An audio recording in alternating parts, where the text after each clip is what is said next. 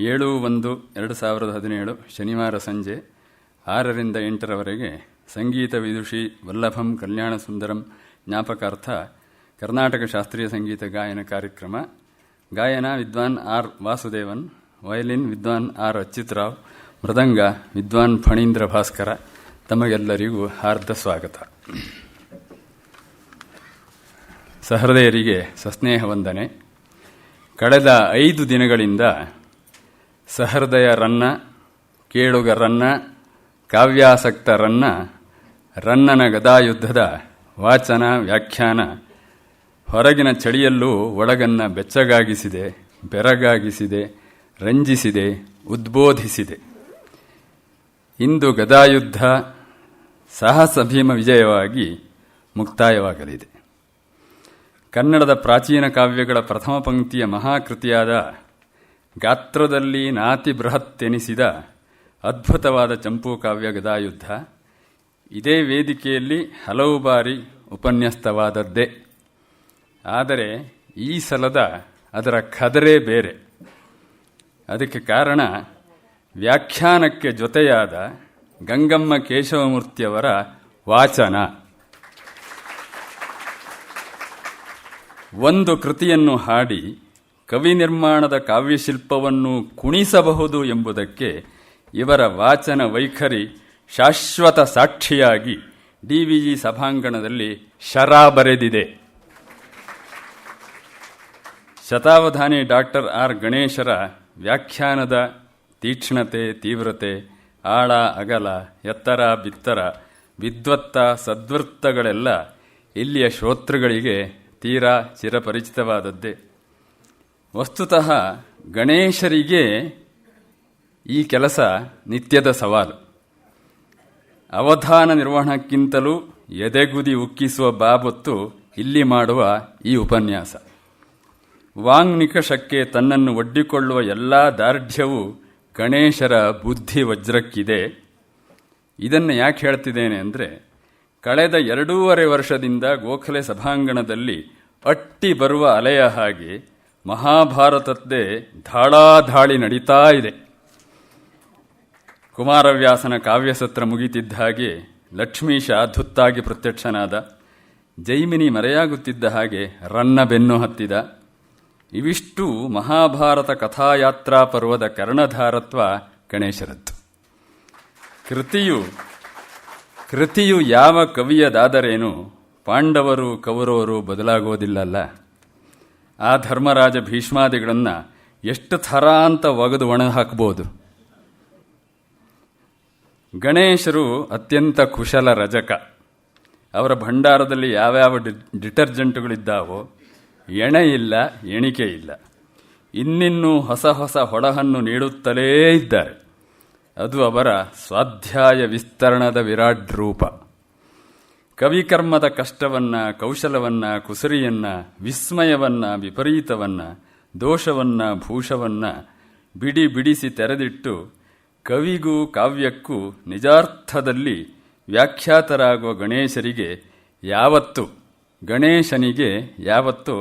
ಸಂಕಷ್ಟ ಚೌತಿ ಇಲ್ಲವೇ ಇಲ್ಲ. ಗಣೇಶರ ಪ್ರೌಢ ವ್ಯಾಖ್ಯಾನಕ್ಕೆ ಪೋಷಕವಾಗಿ, ಚೋದಕವಾಗಿ ಒದಗಿ ಬಂದದ್ದು ಕವಿಯ ರಚನೆಗಳನ್ನು ಅದರ ಎಲ್ಲ ಸೌಂದರ್ಯದೊಂದಿಗೆ ಸ್ಪಷ್ಟವಾಗಿ, ಸ್ಫುಟವಾಗಿ ವಾಚಿಸುತ್ತಿದ್ದ ಗಂಗಮ್ಮ ಕೇಶವಮೂರ್ತಿಯರ ಅಸಮಾನ ಗಾನ ಶೈಲಿ. ಕಾವ್ಯವಾಚನ, ಕಾವ್ಯಗಾನ ಈ ಶಬ್ದಗಳು ಯಾವುವು ಅವರ ಪ್ರಸ್ತುತಿ ಭಂಗಿಗೆ ಹೊಂದುವುದಿಲ್ಲವೋ ಏನೋ. ಕಾವ್ಯನಾದೋನ್ಮೀಲನ ಗಾನ ಹೀಗೇನಾದರೂ ಹೇಳಬೇಕು, ಶಬ್ದ ಹುಡುಕಬೇಕು. ಗಣೇಶರಂಥವ್ರಿಗೆ ಸಾಧ್ಯ ಅದು. ಗಂಗಮ್ಮ ಅವರು ಹಾಡದೆಯೂ ಆಡಬಲ್ಲರು, ಆಡದೆಯೂ ಹಾಡಬಲ್ಲರು. ಈ 4-5 ದಿನಗಳಿಂದ ನಾನು ಇಲ್ಲಿ ಗಮನಿಸಿದಂತೆ ತಮ್ಮ ಗಮನಕ್ಕೂ ಬಂದಿರಬಹುದು, ಪ್ರತಿ ಪದ್ಯದ ಹಾಡಿಕೆಗೂ ಚಪ್ಪಾಳೆಯ ಭರಪೂರ ಮೆಚ್ಚುಗೆ ಸಿಕ್ಕುತ್ತಲೇ ಇದ್ದುದು ಬಹುಶಃ ಅದೂ ಒಂದು ದಾಖಲೆ. ಬರೇ ಒಂದು ಶ್ರುತಿ ಡಬ್ಬ ಇಟ್ಟುಕೊಂಡೇ ನಮಗೆ ಇಷ್ಟು ಕಣ್ಕಟ್ಟು ಮಾಡ್ತಾರಲ್ಲ ಇವರು, ಇನ್ನು ಡ್ರಮ್ಮು, ಪ್ಯಾಡು, ಕೊಳಲು, ಗಿಟಾರು, ಸಿಕ್ಕಿದ್ದು, ಶುಂಠಿ ಕೊಂಬು ಎಲ್ಲ ಕೊಟ್ಟರೆ ಪ್ರಳಯನೇ ಮಾಡ್ತಾರೆ. ಅದಕ್ಕಂತೂ ಡೌಟೇ ಇಲ್ಲ. ಆದರೆ ಗಂಗಮ್ಮ ಅವರಿಗೆ ಶ್ರುತಿಯೊಂದರ ಹೊರತು ಯಾವುದರ ಆಲಂಬನವೂ ಬೇಡ, ಬೇಕಾಗಿಯೂ ಇಲ್ಲ. ಸೌಂಡು, ಲೈಟು, ಸೆಟ್ಟಿಂಗು ಇತ್ಯಾದಿಗಳ ಯಾವ ಚಮಕ್ಕು ಗಿಮಿಕ್ಕೂ ಇಲ್ಲದೆ ಶುದ್ಧ ಸಾತ್ವಿಕ ಸಾಮರ್ಥ್ಯದಿಂದ ಪಾತ್ರವನ್ನು ಸಾಕ್ಷಾತ್ಕರಿಸುವ ಡಾಕ್ಟರ್ ಪದ್ಮಾ ಸುಬ್ರಹ್ಮಣ್ಯಂರಂತೆಯೇ ಇವರ ಶಕ್ತಿಯು ಇರುವುದು ಅಂತಃಸತ್ವದಲ್ಲಿ. ತಾನು ಓದುವ ಕಾವ್ಯದ ಪದ ಪದವು ಅವರಿಗೆ ಹೃದ್ಗತ. ಕವಿ ಬರೆದ ಶಬ್ದವು ಗರ್ಭೀಕರಿಸಿಕೊಂಡ ಅರ್ಥ ಹಾಗೂ ಭಾವಗಳನ್ನು ತನ್ನ ಗಾನದಲ್ಲಿ ಇವರು ಅನಾವರಣ ಮಾಡುವ ರೀತಿಯೇ ಆಪ್ಯಾಯನ. ಇದು ಸಾಧ್ಯವಾಗಬೇಕಾದರೆ ಕಾವ್ಯಾಭ್ಯಾಸವೂ ಅಷ್ಟೇ ಗಾಢವಾಗಿ ಆಗಿರಬೇಕಲ್ಲ. ಅದರಲ್ಲೂ ಹಳೆಗನ್ನಡ ಅಂದರೆ ಈಗಿನ ಹೈಕಳಿಗೆ ಉಚ್ಚಾರ ಮಾಡುವುದೇ ಹರಸಾಹಸ. ಶಾಸ್ತ್ರೀಯ ಕಾವ್ಯಾಭ್ಯಾಸ ಕ್ರಮದಲ್ಲಿ ಮೊದಲನೆಯದೇ ಪದಚ್ಛೇದ. ಅದನ್ನೀಗ ಶಿರಚ್ಛೇದ ಮಾಡಿ ಬದಿಗಿಟ್ಟಿದ್ದಾರೆ. ಈ ಪದಚ್ಛೇದವನ್ನು ಗಂಗಮ್ಮನವರು ಕೇಳಿದ ನಾವು ಬರೆದುಕೊಳ್ಳಬಹುದಾದಷ್ಟು ಸ್ಪಷ್ಟವಾಗಿ ಮಾಡುತ್ತಾ ಸಾಗಿದ್ದಾರೆ. ಇನ್ ಉನ್ ಇಣಂ ಉಣಂ ಅನ್ನುವಂಥದ್ದನ್ನು ಕೂಡ ಬಿಡಿಸಿ ಬಿಡಿಸಿ ಬಿಡಿಸಿ ಕವಿಪ್ರಯೋಗದ ಪದಶಕ್ತಿ ಏನು ಎಂಬುದನ್ನು ಪ್ರತಿ ಶಬ್ದದ ಉಚ್ಚಾರದ ಏರಿಳಿತದಲ್ಲೂ ಕಾಣಿಸಿದ್ದಾರೆ. ಕವಿಯು ಇವರು ತೋರಿಸುವ ಭಂಗಿ ಭಣಿತಿಗಳ ವಕ್ರತೆಯನ್ನು ಪರಿಭಾವಿಸಿಯೇ ಬರೆದನೆಂದು ನಾವೇನೂ ಭಾವಿಸಬೇಕಾಗೇನೂ ಇಲ್ಲ. ಆದರೆ ಆ ಭ್ರಾಂತಿಯನ್ನು ಗಂಗಮ್ಮ ನಮ್ಮಲ್ಲಿ ಅನಾಯಾಸವಾಗಿ ಹುಟ್ಟಿಸಿ ಬೀಗುತ್ತಾರೆ, ಬಾಗುತ್ತಾರೆ. ಮುಖ್ಯಾತಿ ಮುಖ್ಯವಾಗಿ ಹಳೆಗನ್ನಡದ ಬಗ್ಗೆ ನಮ್ಮಲ್ಲಿ ಅವರು ಪ್ರೀತಿ ಹುಟ್ಟಿಸ್ತಾರೆ, ಹುಟ್ಟಿಸಿದ ಪ್ರೀತಿಯನ್ನು ಹೆಚ್ಚಿಸ್ತಾರೆ. ನಾನು ಪರಿಶೀಲಿಸಿದಂತೆ ಗಂಗಮ್ಮ ಅವರು ಮುಬ್ಬಾಯಿಯಲ್ಲಿ ಮೂರು ಬಾಯಿಯಲ್ಲಿ ಮುಬ್ಬಾಯಿಯಲ್ಲಿ ಶಬ್ದವನ್ನು ಹೊರಡಿಸುತ್ತಾರೆ. ಬಿರಿವಾಯ್, ಅರೆವಾಯ್, ತೆರೆವಾಯ್. ಇದು ಮೂರು ರೀತಿಯ ಮೌಖಿಕವಾದಂತಹ ಒಂದು ಚಲನೆ ಕಾಣುತ್ತದೆ. ಈ ಮುಬ್ಬಗೆಯಲ್ಲೇ ಭಾವನಾಟ್ಯಕ್ಕೆ ಬೇಕಾಗುವ ಸ್ವರಭಾರವನ್ನು ನಿಯಂತ್ರಿಸುತ್ತಾ, ಅಂದರೆ ವಾಲ್ಯೂಮ್ ಕಂಟ್ರೋಲಿಂಗ್, ಸ್ವರಭಾರವನ್ನು ನಿಯಂತ್ರಿಸುತ್ತಾ ಆಯಾ ಪಾತ್ರವೇ ನಮ್ಮ ಕಣ್ಣೆದುರೇ ಮೊರೆದು ಮೆರೆವಂತೆ ಆಭಾಸರಂಗವನ್ನು ಸೃಷ್ಟಿಸುತ್ತಾರೆ. ಈ ರಂಗಾವರಣ ನಿರ್ಮಾಣ ಕ್ಷಮತೆಗೆ ಅವರಲ್ಲಿರುವ ಬೆರಗಿನ ಬಂಡವಾಳ ಎಂದರೆ ರಾಗನಿಧಿ. ರಾಗವನ್ನು ಎತ್ತಿಕೊಡುವ ಸಹವಾದನವಿಲ್ಲದೆ ಯಾವುದೊಂದು ಹಾರ್ಮೋನಿಯಮ್ಮೋ ಕೊಳಲೋ ಏನೂ ಇಲ್ಲ. ಎಲ್ಲೆಂದರಲ್ಲಿ ಹೇಗೆಂದರೆ ಹಾಗೆ ಮೈಯಾನಿಸಿ ಇವರ ಬಳಿ ಬಂದು ನಿಲ್ಲುವ ರಾಗಧೇನುಗಳ ಒಡತಿ ಗಂಗಮ್ಮ ಕೇಶವಮೂರ್ತಿ. ನಿನ್ನೆಯಂತೂ ನಾವೆಲ್ಲ ಕೇಳಿದ್ದೇವೆ, ಭೀಮ ಕೌರವರ ಒಂದೊಂದು ಸಾಲಿಗೆ ಬಿಲಹರಿ ಪೂರ್ವಿ ಕಲ್ಯಾಣಿಯ 2 ಸಪರೇಟ್ ಗದಾ ಕದಂಬವನ್ನೇ ಬಲಿದು ನಿಲ್ಲಿಸಿಬಿಟ್ರು. ಅತ್ತಾದ್ರಿ, ಉದಯಾಸ್ತಿ, ಅದ್ದಾತ್ರಿ, ಒಂದೊಂದಕ್ಕೂ ಒಂದೊಂದು. ಅವರು ಸಾಲುಗಳನ್ನು ರಿಪೀಟ್ ಮಾಡುವುದು ಕಡಿಮೆ. ಅದನ್ನೀಗ ಹೇಳಿದ್ರು, ಯಾಕೆ ಮಾಡಬೇಕು ಅಂತ ಕೇಳಿದರು. ಅಗತ್ಯ ಇಲ್ಲದೆ ಯಾಕೆ ಮಾಡಬೇಕು ಅಂತ. ಸಾಮಾನ್ಯವಾಗಿ ಕಾವ್ಯವಾಚನದವರು ಹಾಡುವವರು 2 ಸಲ ಹಾಡ್ತಾರೆ. ಅದರಲ್ಲಿ ನೀವು ಸಮಯವನ್ನು ಉಳಿಸಿದ್ದೀರಿ ಅಂತ ನಾನು ಅವರಿಗೆ ಹೇಳ್ತಾ ಇದ್ದೆ. 2 ಶ್ವಾಸ ಪ್ರಮಾಣದಲ್ಲಿ, ಒಂದು ಉಚ್ಛ್ವಾಸ ನಿಶ್ವಾಸ, 2 ಸಲ ಉಸಿರಾಡುವುದರಲ್ಲಿ ಮುಗಿದೇ ಹೋಗುವ ಕಂದ ಪದ್ಯ, ಅದರ ಹೆಸರೇ ಕಂದ. 2 ಸಲ ಉಸಿರಾಡುವ ಮುಗಿದೇ ಹೋಗುತ್ತೆ. ಅಂಥ ಕಂದ ಇವರ ಪ್ರತಿಭಾ ಮಾತೃಕೆಯಲ್ಲಿ ಅರ್ಧ ನಿಮಿಷದಲ್ಲಿ ಮುಗಿಲೆತ್ತರ ಚಿಗಿದು ನೆಗೆವ ವಿಶ್ವರೂಪವಾಗುತ್ತದೆ. ಅದಕ್ಕೆ ಅತ್ಯುತ್ಕೃಷ್ಟ ಉದಾಹರಣೆ ಮೊನ್ನೆ ಅವರು ವಾಚಿಸಿದಂತಹ ಮೋಹನ ರಾಗದ ಕಂದ ಪದ್ಯ. 1-2 ಮತ್ತರಂತರದಿಂದಂ ಪೊರಮಟ್ಟ ಪಜ್ಜ ಎಂಬುದ ನೆನಿಸಲ್ ಪಿಂದು ಪೆರಗಾಗಿ ಪುಗೆ ಛಿ ಎಂದವನಂ ರಾಜ್ಯಲಕ್ಷ್ಮಿ ಪೇಸಿ ಬಿಸುಟಳ್. ಮೋಹನ ಅದು ಹಾಡು ಹೌದು, ಹಾಡದೆ ಆಡಬಲ್ಲರು, ಆಡದೆ ಹಾಡಬಲ್ಲರು ಅಂದದ್ದು ಇಂತಹದ್ದನ್ನು.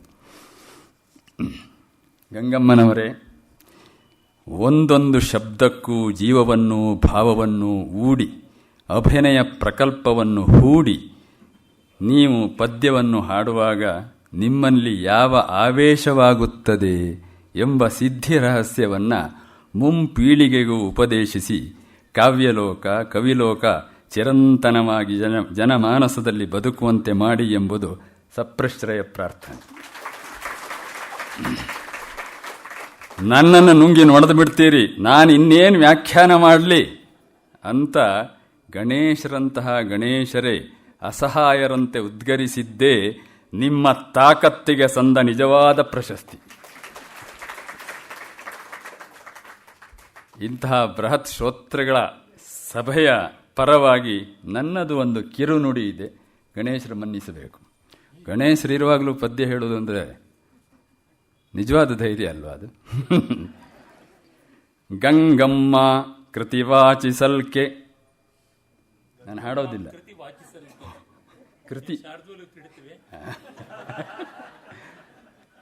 ಕೃತಿ ಇಟ್ಟುಕೊಂಡದ್ದು, ಆಕೃತಿ ಅಲ್ಲ. ಗಂಗಮ್ಮ ಕೃತಿವಾಚಿಸಲ್ಕೆ ಕವಿಯೇ ದಂಗಾಗಳಲ್ ತಚ್ಚರಿ, ಕವಿಯೇ ದಂಗಾಗಲು ಅಲ್ ತಚ್ಚರಿ. ಆ ರನ್ನನೇ ಕೇಳಿ ದಂಗಾಗಿದ್ರೂ ನಾವು ಆಶ್ಚರ್ಯ ಪಡಬೇಕಾಗಿಲ್ಲ, ಹಾಗಿತ್ತು ಅಂತ. ಗಂಗಮ್ಮ ಕೃತಿವಾಚಿಸಲ್ಕೆ ಕವಿಯೇ ದಂಗಾಗಲಲ್ ತಚ್ಚರಿ, ಮುಂಗಾರೊಳ್ ಬಹ ವರ್ಷಧಾರೆ ಎನುವಿ ಗಾನಕ್ಕೆ ನಾ ಮಚ್ಚರಿ. ಮುಂಗಾರಿನಲ್ಲಿ ಬರುವಂತಹ ಮಳೆಯನ್ನು ನೀವು ಗಮನಿಸಿದರೆ, ಕರಾವಳಿ ಮಲೆನಾಡಂತಾದ್ರೂ ನೋಡಬೇಕು, ನಾವು ಅಲ್ಲಿ ದಿನ ನೋಡಿದಂತಹ ನೆನಪಿಂದ ಹೇಳುವುದು, ಅದರ ವಾಲ್ಯೂಮ್ ವೇರಿ ಆಗ್ತಾ ಇರುತ್ತೆ. ಇವರ ವಾಚನ ಹಾಗಿರ್ತದೆ ಅಂತ. ಮುಂಗಾರೊಳ್ ಬಹ ವರ್ಷಧಾರೆ ಎನುವಿ ಗಾನಕ್ಕೆ ನಾ ಮಚ್ಚರಿ, ನಂಗೆ ಈಗ ಆಡ್ಲಿಕ್ಕೆ ಬರುವುದಿಲ್ಲಲ್ಲ ಅಂತ.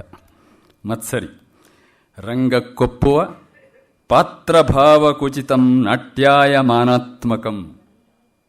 ಇದು ರಂಗಕ್ಕೆ ಅವರು ಹಾಡೋದನ್ನು ಕೇಳ್ತಿದ್ರೆ ಅಷ್ಟಿಷ್ಟು ಸ್ಟೇಜ್ ಮೇಲೆ ಹೋದಂತಹ ನಮ್ಮ ಹಾಗಿದ್ದು ಚುಣುಕಟ್ಟೆಗಳಿಗೆ ಒಂದು ಅಭಿನಯ ಮಾಡಿ ಬಿಸಾಡ್ಬಿಡುವ ಅಂತ ಅನಿಸ್ಬಿಡುತ್ತೆ.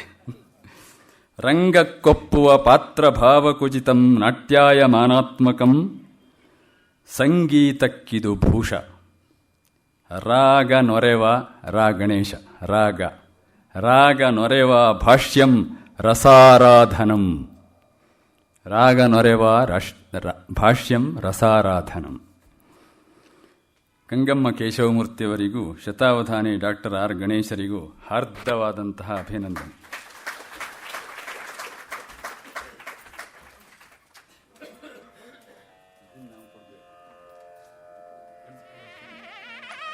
ಎರಡು ದಿನಗಳ ಪರ್ಯಾಯದಲ್ಲಿ ಈ ಆಸ್ವಾದ್ಯ ಕಾರ್ಯಕ್ರಮ ಆಯೋಜಿಸಲು ಸಹಕರಿಸಿದಂತಹ ಶ್ರೀಮತಿ ಲಕ್ಷ್ಮೀಬಾಯಿ ಮತ್ತು ಶ್ರೀ ಗೋವಿಂದರಾವ್ ನರೇಂದ್ರ ದತ್ತಿ, ಶ್ರೀಮತಿ ಲಲಿತಮ್ಮ, ಶ್ರೀ ಬಿಎನ್ ವಿಶ್ವನಾಥ್ ಹಾಗೂ ಶ್ರೀ ಬಿವಿ ನಟರಾಜ ದತ್ತಿ, ಶ್ರೀಮತಿ ಪ್ರೇಮಾಲೀಲಾ ಪತ್ತಿ ಪಾಂಡುರಂಗ ದತ್ತಿ, ಇವರೆಲ್ಲರಿಗೂ ಕೃತಜ್ಞತೆ.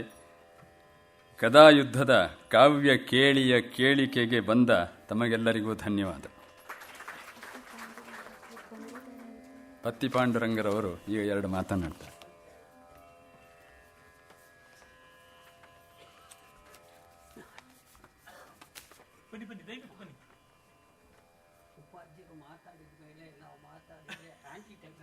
ತೊಂದರೆ ಇಲ್ಲ, ದಯವಿಟ್ಟು ಹೇಳಿ. ನೀವು ಪೇಷನ್ಸ್ ಅಂತ ಕೇಳಿ.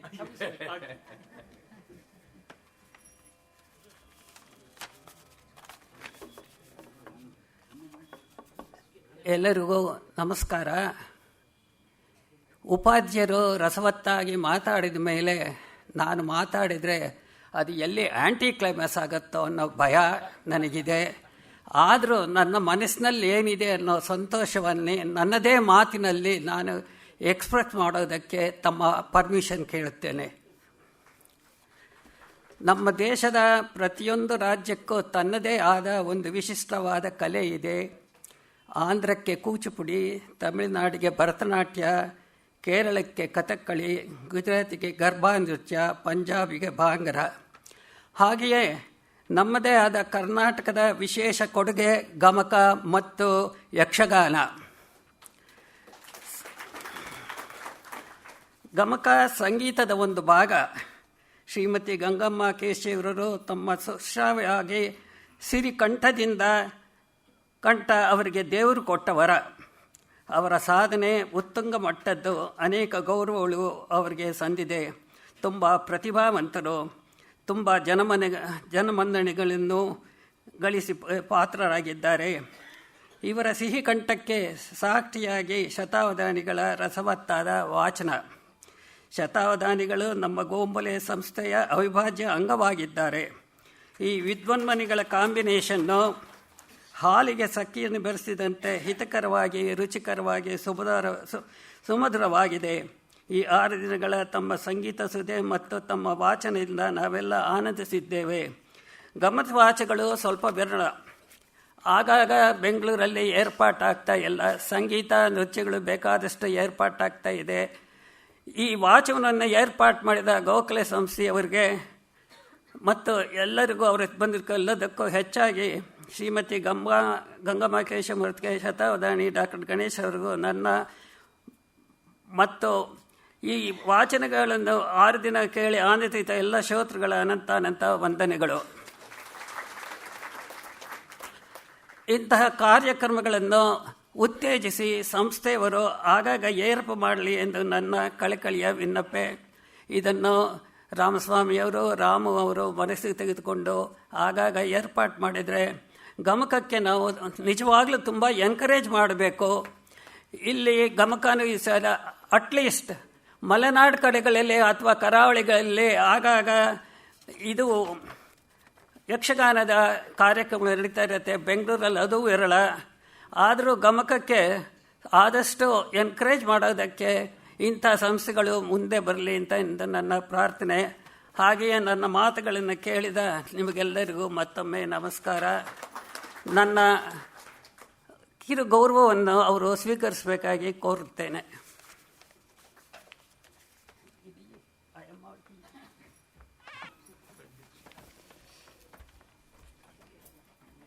ಕಾವ್ಯವಾಚನದ ವಾಚನ ವ್ಯಾಖ್ಯಾನದ ಕಾವ್ಯದ ವಸ್ತು ಗದಾಯುದ್ಧ, ದುರ್ಯೋಧನ ಅಂತ್ಯ ಆದರೂ ಕೂಡ ನಮ್ಮ ಭಾರತೀಯತೆ ಎಲ್ಲವುದನ್ನು ಸಂಭ್ರಮಿಸ್ತದೆ. ಇದು ಮುಗಿದ ನಂತರ ನಿಮಗೆಲ್ಲರಿಗೂ ಸಿಹಿಯ ವಿತರಣವಿದೆ, ದಯವಿಟ್ಟು ತಗೊಳ್ಬೇಕು.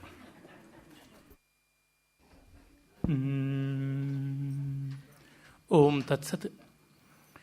ತುಂಬ ಹೃದಯಸ್ಪರ್ಶಿಯಾಗಿ ಕಾರ್ಯಕ್ರಮದ ಮುಗಿತಾಯವನ್ನು ಸಂಸ್ಥೆಯವರು ಮತ್ತು ಆತ್ಮೀಯರಾದಂಥ ಶ್ರೀಯುತ ಪತ್ತಿ ಪಾಂಡುರಂಗ ಅವರು ಎಲ್ಲ ಮಾಡಿದ್ದಾರೆ. ಇದೊಂದು ಬಹಳ ಸಂತೋಷದ ಸಂಗತಿ ಏನೆಂದರೆ, ಗೋಖಲೆ ವೇದಿಕೆ ಅದೊಂದು ತರಹ ಯಾವುದೇ ಕಲಾವಿದನ ಕನಸಿನ ವೇದಿಕೆ. ಅದೇ ರೀತಿಯಾಗಿ ಕಲೆಗಾಗಿಯೇ ಇರತಕ್ಕಂಥ ವೇದಿಕೆ ಅಂತ ಅನಿಸುತ್ತೆ. ಇಲ್ಲಿ ಸಾಮಾನ್ಯ ಕಾರ್ಯಕ್ರಮಗಳು ಎಕ್ಕುಟ್ಟು ಹೋಗಿದ್ದಿಲ್ಲ.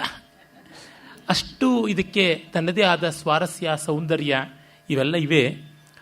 ಮತ್ತು ಎಲ್ಲದಕ್ಕಿಂತ ಮಿಗಿಲಾಗಿ ಅದೆಷ್ಟು ಜನ ತಾವುಗಳು ಗದಾಯುದ್ಧ ಪುಸ್ತಕವನ್ನು ಕೈನಲ್ಲಿ ಇಟ್ಟುಕೊಂಡು ಬಂದಿದ್ದೀರಾ. ಅದನ್ನು ನೋಡಿದಾಗ ಕಾವ್ಯ ಉಳಿಯುತ್ತೆ, ಕಲೆ ಸ್ವಾರಸ್ಯ ಉಳಿಯುತ್ತದೆ ಅಂತ ಅನಿಸುತ್ತದೆ. ದೂರದ ಅಮೆರಿಕಾಯಿಂದ ನನಗೆ ತುಂಬ ಆದರಣೀಯರಾದಂಥ ಸ್ನೇಹಿತರು ಬಂದಿದ್ದಾರೆ. ಅವರು ಎಷ್ಟು ಆಸ್ಥೆಯಿಂದ ನಮ್ಮ ಪ್ರಾಚೀನ ಕಾವ್ಯಗಳನ್ನು ಕೇಳಿಕೊಂಡು ಬಂದಿದ್ದಾರೆ. ಅದನ್ನು ಇಂಗ್ಲೀಷ್ನಲ್ಲಿ ಅನುವಾದ ಮಾಡಿ ಮುಟ್ಟಿಸುವಲ್ಲಿ ಎಷ್ಟು ಸಾಫಲ್ಯವನ್ನು ಹೊಂದಿದ್ದಾರೆ, ಎಷ್ಟು ಕಳಕಳಿ ಇಟ್ಟುಕೊಂಡಿದ್ದಾರೆ ಅಂತಂದರೆ, ಈ ಥರ ಅನೇಕರು ವಿದ್ವದ್ ರಸಿಕರು ಬಂದಿದ್ದಾರೆ. ನನ್ನ ಸಂಗೀತ ಮಿತ್ರರು ಬಂದಿದ್ದಾರೆ, ವೆಂಕಟೇಶ್ ಶರ್ಮಾ ಅವರು. ಹೀಗೆ ಅವರೆಲ್ಲರೂ ಇತರ ಸಂಗೀತದವರು, ಸಾಹಿತ್ಯದವರು, ಬೇರೆ ಬೇರೆ ಕಡೆಗಳಿಂದ ಬಂದಿದ್ದೀರಿ. ಗಂಗಮ್ಮನವ್ರು ಹೇಳ್ತಾ ಇದ್ರು, ಈ ಪದ್ಯ ಯಾಕೆ ಬಿಟ್ಟಿದ್ದೀರಾ, ಆ ಪದ್ಯ ಯಾಕೆ ಬಿಟ್ಟಿದ್ದೀರಾ ಅಂತ ತುಂಬ ಕೇಳ್ತಿದ್ದಾರಪ್ಪ ಅಂತ. ಆ ಆಕ್ಷೇಪಗಳು ಅನುಗ್ರಹ, ಆಶೀರ್ವಾದ. ಏಕೆಂದರೆ ಎಷ್ಟು ಕಾತರದಿಂದ, ಎಷ್ಟು ಕುತೂಹಲದಿಂದ ಎನ್ಕ್ವೈರಿ ಮಾಡೋದು ತುಂಬ ದೊಡ್ಡದಲ್ವಾ. ರನ್ನ 1000 ವರ್ಷದಿಂದಲೂ ಚೆನ್ನಾಗಿ ಬದುಕಿದ್ದಾನೆ ಅಂತ ಗೊತ್ತಾಗುತ್ತದೆ. ಬಲಮಟ್ಟಿಗೆ ಈ ಪದ್ಯಗಳನ್ನೆಲ್ಲ ಬಾಯಿನಲ್ಲೇ ಇಟ್ಕೊಂಡವರು ನಮ್ಮ ಸೂರ್ಯನಾರಾಯಣವರು. ಅವ್ರು ನೋಡಿದ್ರೆ HAL ಅಲ್ಲಿ ಇಂಜಿನಿಯರ್ ಆಗಿ ಕೆಲಸ ಮಾಡ್ತಾ ಇದ್ದವರು. ಈ ಥರ ತಮ್ಮ ಸುಖಕ್ಕೆ ಈ ಕಾವ್ಯವನ್ನು ಹಿಡ್ಕೊಂಡು ಮೊದಲನೇ ಬಾರಿಗೆ ಹಳಗನ್ನಡವನ್ನು ಅಭ್ಯಾಸ ಮಾಡಬೇಕು ಅಂತ ಬಂದ ನನ್ನ ತರುಣ ಮಿತ್ರ ಶಶಿ ಆತ ಇದ್ದಾನೆ. ನೆನ್ನೆ ಹೇಳ್ತಿದ್ದ, ಈ ಕಾವ್ಯ ಓದ್ತಾ ಇದ್ರೆ ಸಲೀಸಾಗಿ ಅರ್ಥ ಆಗ್ಬಿಡುತ್ತೆ ಅಂತ ಅನ್ಸುತ್ತೆ ಅಂತ. ಈ ರೀತಿಯಾದ ಈ ರಸಿಕೋತ್ಸಾಹ ತುಂಬ ಕಾವ್ಯಕ್ಕೆ ಬೇಕಾದದ್ದು. ಅದಕ್ಕಾಗಿ ಆಯೋಜಕರಿಗೆ, ಪ್ರಾಯೋಜಕರಿಗೆ, ಸಂಯೋಜಕರಿಗೆ, ನಿಯೋಜಕರಿಗೆ ಸತ್ಕಾವ್ಯ ಪ್ರಯೋಜಕರಿಗೆ ಎಲ್ಲರಿಗೆ ನಮಸ್ಕಾರ, ಧನ್ಯವಾದ. ದುರ್ಯೋಧನನ ಗದಾಘಾತಕ್ಕೆ ಭೀಮ ಮೂರ್ಛಿತನಾಗಿದ್ದ. ಅವನನ್ನು ಎಬ್ಬಿಸೋದಿಕ್ಕೆ ಅಂತ ಗದೆಯ ಗಾಳಿಯನ್ನು ಬೀಸ್ತಾ ಉದಾರಿಯಾಗಿ ದುರ್ಯೋಧನ ನಿಂತ ಅಂತ ಕೂಡ ಕವಿ ಬರೀತಾನೆ. ಮೂಲದಲ್ಲಿ ಹಾಗೇನೂ ಇಲ್ಲ, ಇಬ್ಬರೂ ಸಮಬಲರಾಗಿ ಕಾದಿದರು ಅಂತ ಬರುತ್ತದೆ. ಆಮೇಲೆ ಅಷ್ಟೊತ್ತಿಗಾಗಲೇ ಅಂತೂ ದುರ್ಯೋಧನಂಗೆ ಸೈಪು ಬರ್ಪಂತೆಯುಂ ಜಂಗಮ ಹಿಮಾಚಲಮೆ ಬರ್ಪಂತೆಯುಂ ಬಲದೇವ ಬಂದಿದ್ದ. ಹಲಿಯಂ ರಣಕೇಲಿ ಕುತೂಹಲಿಯಂ ಅಂತಲೇ ಅವನನ್ನು ವರ್ಣಿಸ್ತಾನೆ ರನ್ನ. ಅಂಥ ಬಲದೇವ ಬೇರೆ ಬಂದಿದ್ದ. ಅವನೊಳ್ಳೆ ಅಂಪೈರ್ ಥರ ನೋಡ್ತಾ ಇದ್ದ, ಪಕ್ಷಪಾತಿಯಾದ ಅಂಪೈರು, ಪಾಕಿಸ್ತಾನದ ಅಂಪೈರ್ಗಳ ತರಹ ಇದ್ದ. ಆದರೆ ಗದಾ ಯುದ್ಧ ನಡೆಯಿತು. ಮೂರ್ಛಿತನಾದ ಭೀಮ ತಿಳಿದದ್ದ. ಅವನು ಮೂರ್ಛಿತನಾಗಿದ್ದಾಗ ಅರ್ಜುನ ಏನಾದರೂ ಮಾಡಿ ತಾನೇ ಯುದ್ಧ ಮಾಡೋದಾ, ಇಲ್ಲದೇ ಇದ್ರೆ ಇದು ಮುಗಿಯೋಲ್ಲ ಅಂತ ಅಂದುಕೊಂಡ. ಆದರೆ ಕೃಷ್ಣ ಸಂಜ್ಞೆಯಿಂದ ಅವನು ಅವನ ತೊಡೆಗೆ ಏಟಾಕ್ತಾನೆ. ಆ ತತ್ಕ್ಷಣವೇ ಅವನು ತೊಡೆ ಮುರಿದು ಬೀಳ್ತಾನೆ. ಆ ತೊಡೆ ಮುರಿದು ಬೀಳುವ ಸನ್ನಿವೇಶಕ್ಕೆ ನಾವು ಬಂದಿದ್ದೀವಿ. ಭೀಮಸೇನಂ ಉರುಗದ ದಂಡದಿಂ 5 ದುರ್ನಯಕ್ಕೆ 5 ಎಡೆಯಂ ಓವದೈಡೆ ಗದಾದಂಡದಿಂ ಕಲಿಸತ್ತಿಗಂ ಕುರುಕುಭೃಚ್ಛಂಡ ಊರು ದಂಡಂಗಳಂ ಇಡೇ ತೊಡೆಯಂ ಉಡಿದು ನೆಟ್ಟನೆ ಕೆಡೆಯೊತ್ತುಂ ಕರ್ಚಿನೆಲನಂ ಆಂ ಇದಂ ಎಂತುಂ ಬಿಡೆಂ ಬಿಡೆಂ ಎಂಬ ತೆರರೆ ಕುಲಗಿರಿ ಕೆಡೆ ಬಂದರೆ ಕೌರವೇಂದ್ರಂ ಆಗಳ್ ಕೆಡೆದಂ.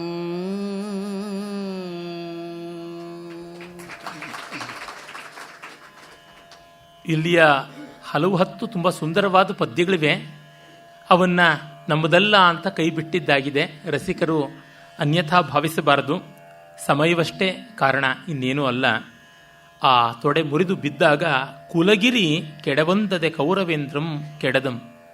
ಅವನು ಕುಲಪರ್ವತ ಇಂದ್ರನ ವಜ್ರಾಯುಧದ ಘಾತಕ್ಕೆ ಸಿಲುಕಿ ತತ್ತರಿಸಿ ಬಸವಳಿದು ಬೀಳುವಂತೆ ಬಿದ್ದ. ಆ ಉಪಮೆಯನ್ನು ಪೂರ್ಣ ಮಾಡಿಲ್ಲ.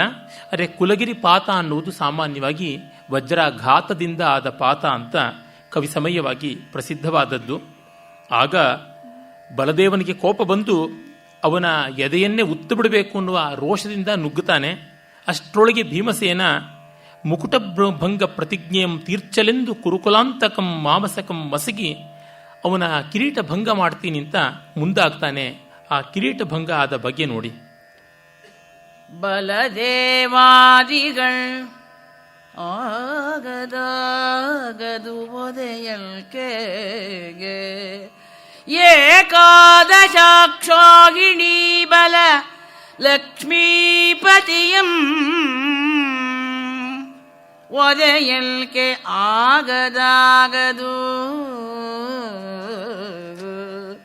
ಪರಾಭವಿಸದಿರ್ ಚಿತ್ತಕ್ಕುದಲ್ಲ ಎಂದು ಮಾರ್ಕೊಳೆಯುಂ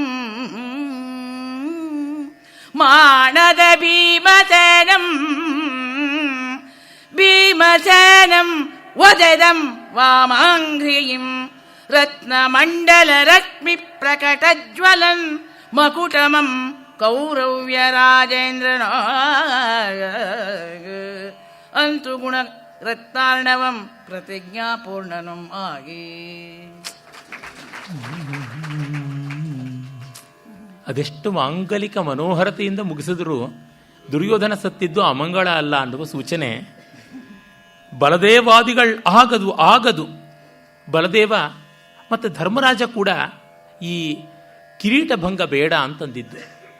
ಯುದ್ಧದಲ್ಲಿ ಕೊಲ್ಲುವುದುಂಟು, ಆದರೆ ಅಲ್ಲಿ ಒಂದು ದ್ವೇಷ ಕಹಿ ಬೇಡ ಅಂತ. ಮರಣಾಂತಾನಿ ವೈರಾಣಿ ನಿವೃತ್ತಂ ನ ಪ್ರಯೋಜನಂ ಕ್ರಿಯತಾಂ ಅಸ್ಯ ಸಂಸ್ಕಾರ ತವಾಪ್ಯೇಷ ಯಥಾಮಮ ಅಂತ ರಾಮಾಯಣದಲ್ಲಿ ಶ್ರೀರಾಮ ರಾವಣನ ಸಂಹಾರದ ಬಳಿಕ ವಿಭೀಷಣಂಗೆ ಹೇಳ್ತಾನೆ ಅಂತ್ಯಕ್ರಿಯೆ ಮಾಡು ಅಂತ. ಇಲ್ಲ, ಇವನು ಮಹಾಪಾಪಿ ಮಾಡೋಲ್ಲ ಅಂದರೆ ನೀನು ಮಾಡದೇ ಇದ್ರೆ ನಾನೇ ಒಡಹುಟ್ಟಿದ ಅಣ್ಣ ಇವನು ಅಂತ ಪ್ರಾಚೀನಾವೀತಿ ಮಾಡಿಕೊಂಡು ಪ್ರೇತವಾಸಸ್ ಹಾಕ್ಕೊಂಡು ಶ್ರಾದ್ದ ಮಾಡ್ತೀನಿ, ಅಂತ್ಯಷ್ಟಿ ಮಾಡ್ತೀನಿ, ತಿಲೋದಕ ತರ್ಪಣ ಕೊಡ್ತೀನಿ ಅಂತಾನೆ. ಯಾಕೆ? ನಿವೃತ್ತಮ್ನ ಪ್ರಯೋಜನಂ, ನಮ್ಮ ಕೆಲಸ ಮುಗಿಯಿತು. ಮರಣ ಅಂತಾನಿ ವೈರಾಣಿ. ಅದೇ ಹೋಮರ್ನ ಕಾವ್ಯದಲ್ಲಿ ಅಖಿಲೇಸ್ ತನ್ನ ಮಿತ್ರನಾದ ಪೆಟ್ರೋಕ್ಲಸ್ನ ಕೊಂದವನು ಅನ್ನೋ ರೋಷಕ್ಕೆ ಯುದ್ಧದಲ್ಲಿ ಯಾರಾದರೂ ಆ ಕಡೆಯೂ ಈ ಕಡೆಯೂ ಸಾವು ಆಗಲೇಬೇಕು, ಸಾವಿಲ್ಲದ ಯುದ್ಧ ಎಂಥದ್ದು. ಆದರೆ ಆ ಹೆಕ್ಟರ್ನ ಶವವನ್ನು ಎಷ್ಟು ದೌರ್ಜನ್ಯದಿಂದ ನಡೆಸ್ಕೊಳ್ತಾನೆ ಅಂತ ನೋಡಿದಾಗ ಹೋಮರ್ ಮಹಾಕವಿ ತುಂಬ ಚೆನ್ನಾಗಿ ಮಾನುಷ ಭಾವವನ್ನು ಚಿತ್ರಿಸಿದ್ದಾನೆ. ವ್ಯಾಸ ವಾಲ್ಮೀಕಿಗಳ ಪಂಕ್ತಿಯಲ್ಲಿ ಅವರಿಬ್ಬರ ಮಧ್ಯೆ ಕೂತ್ಕೋತಾನೆ ಆ ಮಹಾಕವಿ, ಅದನ್ನು ತೋರ್ಪಡಿಸ್ತಾನೆ. ಇಲ್ಲಿ ಧರ್ಮರಾಜ ಮತ್ತು ಬಲದೇವ ಬೇಡ ಅಂತಾರೆ, ಕೃಷ್ಣನಿಗಾದರೂ ಅದು ಬೇಕು ಅಂತಿರಲಿಲ್ಲ. ಆದರೆ ಇವನ ಸಿಟ್ಟು, ಇವನ ಸೆಡವಿಗೆ ಇವನದೇ ಕಾರಣ ಇದೆ. ಇಲ್ಲಿ ನೋಡಿ, ಒದೆಯವನಿಗೆ ಒದಿಸ್ಕೊಳ್ಳೋವನಿಗೆ ಇಬ್ಬರಿಗೂ ಅವರವ್ರದೇ ಕಾರಣಗಳಿಂದ ಇಬ್ಬರು ಸರಿಯಾಗಿದ್ದಾರೆ. ಬದುಕಲ್ಲಿ ಎಷ್ಟೋ ಬಾರಿ ತೀರ್ಪು ಹೇಳೋಕ್ಕಾಗೋಲ್ಲ. ತೀರ್ಪು ಹೇಳಿದ್ರೆ ಅದು ಬದುಕಾಗತ್ಯೆ, ಆಗುವಂಥದ್ದಲ್ಲ. ಆಗದಾಗದು ಒದೆಯಲ್ಕೆ ಏಕಾದಶಾಕ್ಷೋಹಿಣಿ ಬಲಲಕ್ಷ್ಮೀಪತಿಯಂ, 11 ಅಕ್ಷೋಹಿಣಿಯ ಅಧಿಪತಿಯಾಗಿದ್ದವನನ್ನು ಹೀಗೆ ಮಾಡಬಾರ್ದು. He should not be given a very very contentious exit. ತುಂಬ ಅಸಭ್ಯವಾಗಿ ನಿರ್ಗಮನ ಮಾಡಬಾರ್ದು. He should be given a respectable exit ಅಂತಾರಲ್ಲ, ಆ ಥರ ಮಾಡಲಿಲ್ಲ. ಅವನಿಗೊಂದು ಮರ್ಯಾದೆಯ ಸಾವು ಕೊಡಬೇಕು ಅಂತ.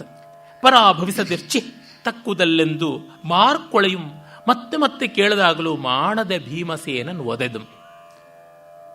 ಧರ್ಮರಾಜರಿಗೆ ದುರ್ಯೋಧನ ಇಷ್ಟು ನೋವು ಕೊಟ್ಟಿರಲಿಲ್ಲ, ಇವನಿಗೆ ತುಂಬ ಕೊಟ್ಟಿದ್ದಾನೆ. ಮೊದಲಿಂದಲೂ ಇವನನ್ನು ವಿಷ ಹಾಕಿ ಕೊಲ್ಲಬೇಕು ಅನ್ನೋದ್ರಿಂದಲೂ ಇತ್ತಲ್ವಾ. ಭೀಮನ ಪರ್ಸನಲ್ ವೆಂಜನ್ಸ್ ಹೆಚ್ಚು. ಜೊತೆಗಿಬ್ಬರು ಒಂದೇ ಕ್ಷೇತ್ರದಲ್ಲಿದ್ದವರು, ಬೇರೆ ಕ್ಷೇತ್ರದಲ್ಲಿದ್ದವರಿಗೆ ಅಷ್ಟು ಅನ್ಸೋಲ್ಲ. ಯಾರೋ ಇನ್ನೊಬ್ಬ ಸಂಗೀತಗಾರನಿಗೆ ಇವನಷ್ಟೇ ಪರಿಣತನಾದವನಿಗೆ ಇವನಿಗೆ ಸಲ್ಲಬಹುದಾಗಿದ್ದು ಅವನಿಗೆ ಸಂದಾಗ ಇವನಿಗಾಗುವ ಸಂಕಟ ಇದೆಯಲ್ಲ, ವೋಕಲಿಸ್ಟ್ಗೆ ಸನ್ಮಾನ ಆದಾಗ ಸಂಕಟ ಮೃದಂಗಿಸ್ಟ್ಗೆ ಆಗೋದಿಲ್ಲ. ಆಗ ಒಂದು ಸುಭಾಷಿತ ಇದೆಯಲ್ಲ, ಮನೆಯಲ್ಲಿ ಬೆಳೆಸಿದ ಕೋಳಿಯನ್ನ ನರಿ ಕಚ್ಕೊಂಡೋದ್ರೆ ಆಗುವ ಸಂಕಟ ಮನೆ ಸುತ್ತಲೂ ಹಾರಾಡ್ತಾ ಇದ್ದು ಗುಬ್ಬಿನ ಬೆಕ್ಕು ಕಚ್ಕೊಂಡೋದ್ರೆ ಆಗೋದಿಲ್ಲ ಅಂತ. ಏಕೆಂದರೆ ನಾವು ಸಾಕಿದ್ದಲ್ಲ, ಆ ಭಾವ ಇರುತ್ತದೆ. ಆ ಮಟ್ಟಕ್ಕೆ ಅವರವರಿಗೆ ಅವರವರದಾದ ಅಂತರವೂ ಇರುತ್ತದೆ. ಹಾಗೆ ವಾಮಾಂಘ್ರಿಯಂ ರತ್ನಮಂಡಲ ರಶ್ಮಿ ಪ್ರಕಟ ಜ್ವಲನ್ ಮಕುಟಮಂ ಕೌರವ್ಯ ರಾಜೇಂದ್ರನ ಒದೆದಂ, ಎಡಗಾಲಿಂದ ಒದೀತಾನೆ. ಆ ತಿರಸ್ಕಾರದ ಸೂಚನೆಯಲ್ಲಿ ಆಗ ಬಹಳ ಬೇಸರ ಪಟ್ಕೊಳ್ತಾರೆ. ಅದನ್ನು ಅವನು ಪ್ರತಿಜ್ಞೆಯನ್ನು ಮಾಡ್ದ, ತೀರಿಸಿಕೊಂಡ. ಗುಣರತ್ನಾರ್ಣವಂ ಪ್ರತಿಜ್ಞಾ ಪೂರ್ಣನು ಮಾಗಿ ಅಂತಲೇ ಕವಿ ಹೇಳ್ತಾನೆ. ಆದರೆ ಮಿಕ್ಕವರಿಗೆ ಅದೇನು ಅಂತ ಸಮಾಧಾನ ತರಲಿಲ್ಲ. ಅವನನ್ನು ಕೊಲ್ಲುವಾಗಲೂ ಊರುಭಂಗ ಮಾಡಿದ್ದು ತಪ್ಪು ಅಂತ ಇವತ್ತಿನವರೆಗೂ ಚರ್ಚೆ ಇದೆ. ನಮ್ಮ ಯಕ್ಷಗಾನಗಳಲ್ಲಿ ಇನ್ನೂ ಮುಂದುವರಿತಾನೆ ಇರುತ್ತದೆ. ಮಧ್ವಾಚಾರ್ಯರು ಒಂದು ಶೀರ್ಷಾಸನವನ್ನೇ ಹಾಕಿಬಿಡ್ತಾರೆ ಮಹಾಭಾರತ ತಾತ್ಪರ್ಯ ನಿರ್ಣಯದಲ್ಲಿ.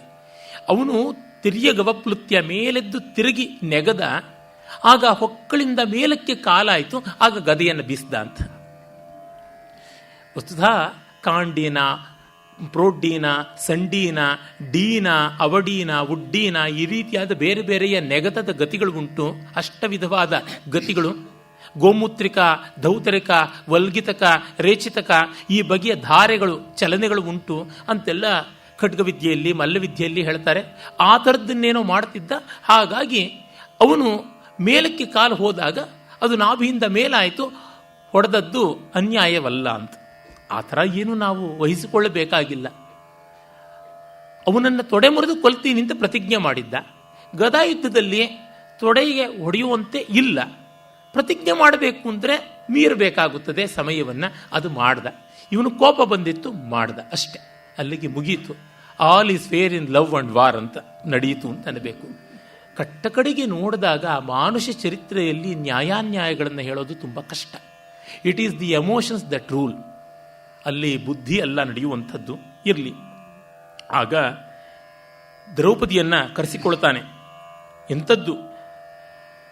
ಮರುತ್ಪುತ್ರಂ ಬಳಿಯಟ್ಟಿ ಕರೆಸಿ ತೋರಲ್ಕೆ ಏಕಛತ್ರೀಕೃತ ಜಗದಹಿತ ಕ್ಷತ್ರಿಯ ಕುಲಕಾಲ ರಾತ್ರಿಯಂ ದ್ರೌಪದಿಯಂ.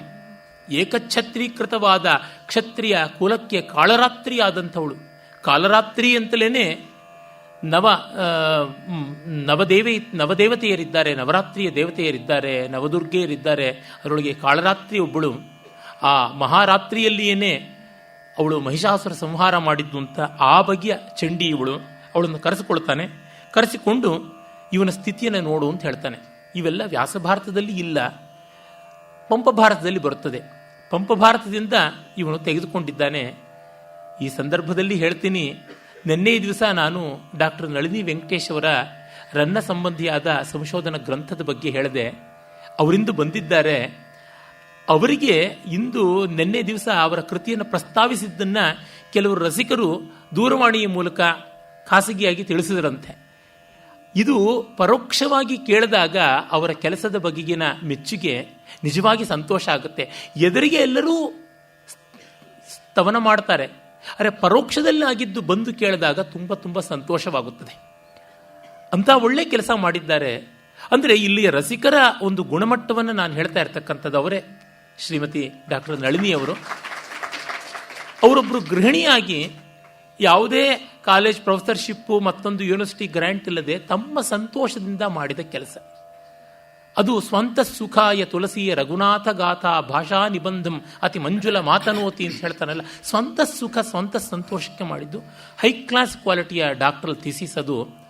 ಅದನ್ನು ಶ್ರೀನಿವಾಸ್ ಹಾವನೂರು ಅವರು, ಜಿ ವಿ ಅವರು ಇವರೆಲ್ಲ ಮೆಚ್ಚಿಕೊಂಡಂಥದ್ದು. ಯಾಕೆ ಹೇಳಿದ್ದು ಅಂದರೆ, ಇಲ್ಲಿ ನೀವಿರ್ತಕ್ಕಂಥ ರಾಸಿಕ್ಯದ ವಾತಾವರಣ ತುಂಬ ದೊಡ್ಡದು. ಅದು ನಮ್ಮ ಭಾಗ್ಯ, ನಮ್ಮ ದೇಶದ ಭಾಗ್ಯ. ಅಂಥದ್ದು ಬೇಕು. ಕಾವ್ಯ ವ್ಯಾಸಂಗ, ಕಾವ್ಯ ಚಿಂತನ ಮತ್ತು ಇವೆಲ್ಲದರಿಂದ ಮನುಷ್ಯ ಒಳ್ಳೆಯವನಾಗಬೇಕು, ಸಂವೇದನಶೀಲನಾಗಬೇಕು, ಭಾವುಕನಾಗಬೇಕು. ಇಲ್ಲಿ ಮೂಲ ಕವಿ ವ್ಯಾಸರು ಹೇಳಿಲ್ಲದೆ ಇದ್ದರೂ ಪಂಪ ತನ್ನ ಕಲ್ಪನೆಯಿಂದ ಬೆಳೆಸಿದ್ದನ್ನು ರನ್ನ ಅನಾಮತ್ತಾಗಿ ತೆಗೆದುಕೊಳ್ತಾನೆ. ಆಗ ಬರ್ತಾಳೆ ಅವಳು ದ್ರೌಪದಿ, ರಣರಂಗಕ್ಕೆ ಬರ್ತಾಳೆ. ಬಂದಾಗ ನೋಡು, ಇವನನ್ನು ನೋಡು ಅಂತ ಹೇಳ್ತಾನೆ. ಆ ನೋಡು ಪಂಕೇಜ ವಕ್ತರೆ ಅನ್ನೋದು ಪಂಪನದೇ ಫ್ರೇಸು. ನೋಡು ಪಂಕೇಜ ವಕ್ತ್ರೇ ಮುಳಿಸಿಂ ನಂಜಿಕ್ಕಿ ಕೊಂದಂದಿನ ಜತುಗೃಹದೊಳ್ ಸುಟ್ಟು ಕೊಂದಂದಿನ ಉರುವಿ ತಳಮಂ ಜೂದಾಡಿ ಗೆದ್ದ ಅಂದಿನ ನಿಜ ಕಬರಿ ವಿಬಂಧಂಗಳಂ ದೋರ್ವಳದಿಂದಂ ತಮ್ಮನಿಂದಂ ತೆಗೆಯಿತಿ ನಡೆರ ನೀಚನ ಆ ದ್ರೋಹನ ಆ ಸಂಚಲನ ಆ ಚಂಡಾಲನ ಆ ಪಾತಕನ ಇರವ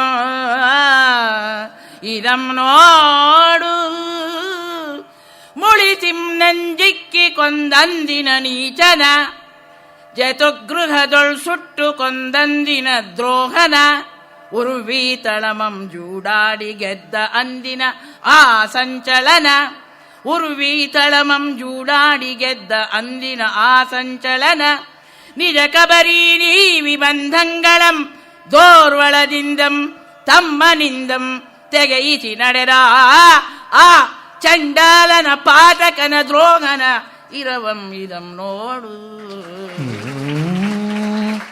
ನೋಡೈ ನೋಡೈ ರನ್ನನೆ ಮೋಹನಾಕೃತಿನೇ ಭಾವತ್ಕಮೀ ದಿವ್ಯವಾಕ್ ವ್ರೀಡಾತೀತ ಸರಸ್ವತಿ ಭಗವತಿ ಸಂಧಾನಮಂ ಮಾನಮಂ ತೀಡುತ್ತಿರ್ಪುದು ಗಂಗೆಯಲ್ಲಿ ಪುದಿದೇಂ ಕಂಡಿರ್ಪುದಂ ಪುದಿದೇಂ ಕಂಡಿರ್ಪುದಂ ಶೋಭೆಯಂ ಮಾಡೈ ಮಾಡೈ ಕಾವ್ಯಮನೊಂದ ನಿಲ್ಲಿ ಜಸಮಂ ಮಾಡೈ ಕಾವ್ಯಮನೊಂದ ನಿಲ್ಲಿ ಜಸಮಂ ಪೂಂದಿಕ್ಕೆ ಮತ್ತನ್ಯರಂ. ರನ್ನ, ನಿನ್ನ ಕಾವ್ಯ ಸರಸ್ವತಿ ಗಂಗೆಯನ್ನು ಸೇರಿಬಿಟ್ಟಿದ್ಯಪ್ಪ, ನೋಡು ಅದನ್ನ ಅಂತ ಹೇಳ್ತಾ ಇದ್ದೀನಿ. ತೋರಿಸ್ತಾ ಇದ್ದಾನೆ. ಮುಳಿಸಿಂ ನಂಜಿಕ್ಕೆ ಕೊಲ್ವಂದಿನ ಜತುಗ್ರಹದೊಳು ಸುಟ್ಟು ಕೊಲ್ವಂದಿನ, ಒಂದೊಂದನ್ನು ಮತ್ತೆ ಮತ್ತೆ ಜ್ಞಾಪಿಸಿಕೊಳ್ತಾನೆ. ಸುಮಾರು ಬಾರಿ ಇವನ್ನೆಲ್ಲ ಹೇಳಿದ್ದಾನೆ. ಅದದೇ ಜೂಜಾಟ, ಅದದೇ ವಿಷಾನ್ನ, ಅದದೇ ಲಾಕ್ಷಾ ಗೇಹದಾಹ, ಅದದೇ ನಾಡಜೂದು, ಇವೆಲ್ಲ ಅದೇ ಆದರೂ ಮತ್ತೆ ಮತ್ತೆ ಬರುವ ಸನ್ನಿವೇಶಗಳ ಸಂಯೋಜನೆಯಿಂದ ಬೇರೆ ಬೇರೆ ಆಗುತ್ತಾ ಹೋಗುತ್ತದೆ. ದೃಷ್ಟಪೂರ್ವ ಅಪಿಹ್ಯರ್ಥ ಕಾವ್ಯೇ ರಸಪರಿಗ್ರಹಾತ್ ಸರ್ವೇ ನವಾ ಇವಾ ಭಾಂತಿ ಮಧುಮಾಸ ಇವದ್ರುಮಾಹ ಅಂತ ಆನಂದವರ್ಧನ ಹೇಳಿದಂತೆ ಮತ್ತೆ ವಸಂತದಲ್ಲಿ ಅದೇ ಮರ, ಅದೇ ಚಿಗುರು, ಅದೇ ಹೂವು, ಅದೇ ನಾವು, ಅದೇ ನಮ್ಮ ಕಣ್ಣು, ಅದೇ ಭೂಮಿ, ಅದೇ ಆಕಾಶ, ಅದು ನವೋ ನವ. ಆ ರೀತಿಯಾಗಿ ಮಾಡ್ತಾನೆ. ಕಾವ್ಯಂ ಗ್ರಥನ ಕೌಶಲಾತ್ ಅಂತಾರಲ್ಲ, ನಿಜ ಕಬರೀ ಬಂಧಮಂ ತನ್ನ ಸತ್ವೋಜ್ವಳನಿಂದಂ ತಮ್ಮನಿಂದಂ ತಗೈಸಿ ನಡೆದ ನೀಚನ ದ್ರೋಹನ ಎಲ್ಲ ಬೈಗಳನ್ನು ತಂದಿದ್ದಾನೆ. 1.5 ಸಾಲು ಬೈಗಳಿಂದ ತುಂಬಿಸಿದ್ದಾನೆ. ಯಾರೋ ಇವತ್ತು ಮಧ್ಯಾಹ್ನ ಮಿತ್ರರು ಹೇಳ್ತಾ ಇದ್ರು, ನೀವು ಮಂದ್ರ ಸಂಗೀತ ಅಂತ ಭೈರಪ್ಪನವರ ಮಂದ್ರದ ಸಂಗೀತದ ಗುಣ, ಆ ಮೂಲಕವಾಗಿ ಮಂದ್ರ ಕಾದಂಬರಿಯ ಸಂಗೀತ ವಿಮರ್ಶೆಯನ್ನು ಮಾಡಿದ್ರಿ. ಗೃಹಭಂಗದ ಬೈಗಳಿನ ಬಗ್ಗೆ ಒಂದು ಅದೇ ರೀತಿಯಾದಂಥ ಕಾರ್ಯಕ್ರಮ ಯಾಕೆ ಮಾಡಿಸಬಾರದು ಅಂತಂದ್ರು. ತುಂಬ ಚೆನ್ನಾಗಿ ಮಾಡಿಸ್ಬೋದು, ಆದರೆ ಫಯಾಜ್ ಖಾನ್ ಅವರು ಅದ್ಭುತವಾದ ಕಂಠದ ಸಾಥ್ ಕೊಟ್ಟರು. ಈ ಬೈಗಳಿಗೆ ನಮ್ಮ ವಾಸುಕಿ ಅಂತ ಅವರು ಸಹಕಾರ ಕೊಡಬೇಕಷ್ಟೇನೆ ಅಂತ ಹೇಳದೆ, ರನ್ನನಂತವರೇ ಮಾರ್ಗ ತೆರೆದು ತೋರಿಸಿದ್ದಾರಲ್ಲ, ಸಂಕಟ ಹಾಗೆ ಬಂದು ಉಕ್ತಾ ಇರುತ್ತೆ. ಯಾರು ಏನು ಹೇಳಕ್ಕಾಗಲ್ಲ, ಅದು ಹಂಗೆ ಬರೋದು. ಗೋನೊಳ್ಳಿ ದೇವರೇ ಗೊಂಬಿಯ ತೇರೋಳೆ ದಂಡಿಗೆ ಹೋದ್ ನನಿಮಿಂಡ ಸುಖವಾಗಿ ಬಂದರೆ ಗಂಡನ ಆಹುತಿ ಕೊಡವೇನು ಅಂತ ಒಂದು ಜಾನಪದ ಗೀತೆಯಲ್ಲಿ ಹೇಳ್ತಾಳೆ. ಅಮ್ಮ, ನನ್ನ ಮಿಂಡ ಯುದ್ಧಕ್ಕೆ ಹೋದವನು ಕ್ಷೇಮವಾಗಿ ಬಂದ್ರೆ ಗಂಡನ್ನೇ ಬಲಿ ಕೊಡ್ತೀನಿ ಅಂತ. ಆರಾಮಿತ್ರ ಅವ್ರು ಹೇಳ್ತಾರೆ, ಅರೇಂಜ್ಡ್ ಮ್ಯಾರೇಜ್ ಬಗ್ಗೆ ಎಷ್ಟು ಕಂಟೆಂಪ್ಟ್ ಇದೆ ನೋಡಿ ಇಲ್ಲಿ ಅಂತ. ಅಂದರೆ ಕಾವ್ಯದಲ್ಲಿ ಏನೆಲ್ಲ ಒಳಗೊಳ್ಳಬಹುದು ಅಂತ ಮುಂದೆ ಹೇಳ್ತಾನೆ. ಇದೊಂದು ಯಜ್ಞ, ಆ ಯಜ್ಞದ ಅವಭೃತ ಆಗಲಿದೆ ಅಂತ.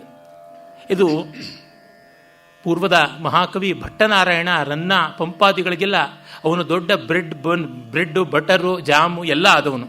ಅವನು ಕೊಡುಗೈ ದಾನಿ, ಅವನೇ ಮಾಡಿಕೊಟ್ಟದ್ದು. ಈ ಬಗೆಯಲ್ಲಿ ಮಹಾಭಾರತವನ್ನು ನಾಟಕೀಕರಿಸಬಹುದು ಅಂತ ಆ ಭಟ್ಟನಾರಾಯಣನ ವೇಣಿ ಸಂಹಾರದ ಮೊದಲನೇ ಅಂಕದ ಚತ್ವರೋವೆ ಮೃತ್ವಿಜಃ ದೀಕ್ಷಿತಃ ಧರ್ಮರಾಟ್ ಅನ್ನುವ ಪದ್ಯದ ಅನುವಾದವನ್ನು ನಾವಿಲ್ಲಿ ನೋಡ್ತೀವಿ. ದೀಕ್ಷಿತಂ ಇಲ್ಲಿ ಋತ್ವಿಜರುಂ ಎಮ್ಮಯಿ ನಾಲ್ವರುಂ ಸಂಗರ ಅಧ್ವರದೊಳ್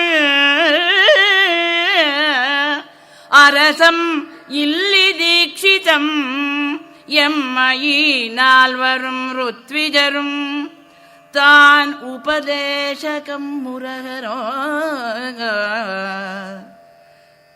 ತಾನ್ ಮುರಹರಂ ಉಪದೇಶಕಂ ನೀನು ಪಂಕೇಜ ವಕ್ತ್ರೇ ಗೃಹೀತ ವ್ರತಾಚರಣ ವ್ಯಾಪಿಕೆಯೋ ಭವತ್ಪರಿಭವಂ ಸಂಚಾರಕಂ ಕೌರವೇಶ್ವರಂ ಈತ ಪಶುವಾಗೆ ಬೇಳ್ದೆಂ ಇವನಂ ಕೋಪಾಗ್ನಿಯಿಂದ ಅಗ್ನಿಯೇ.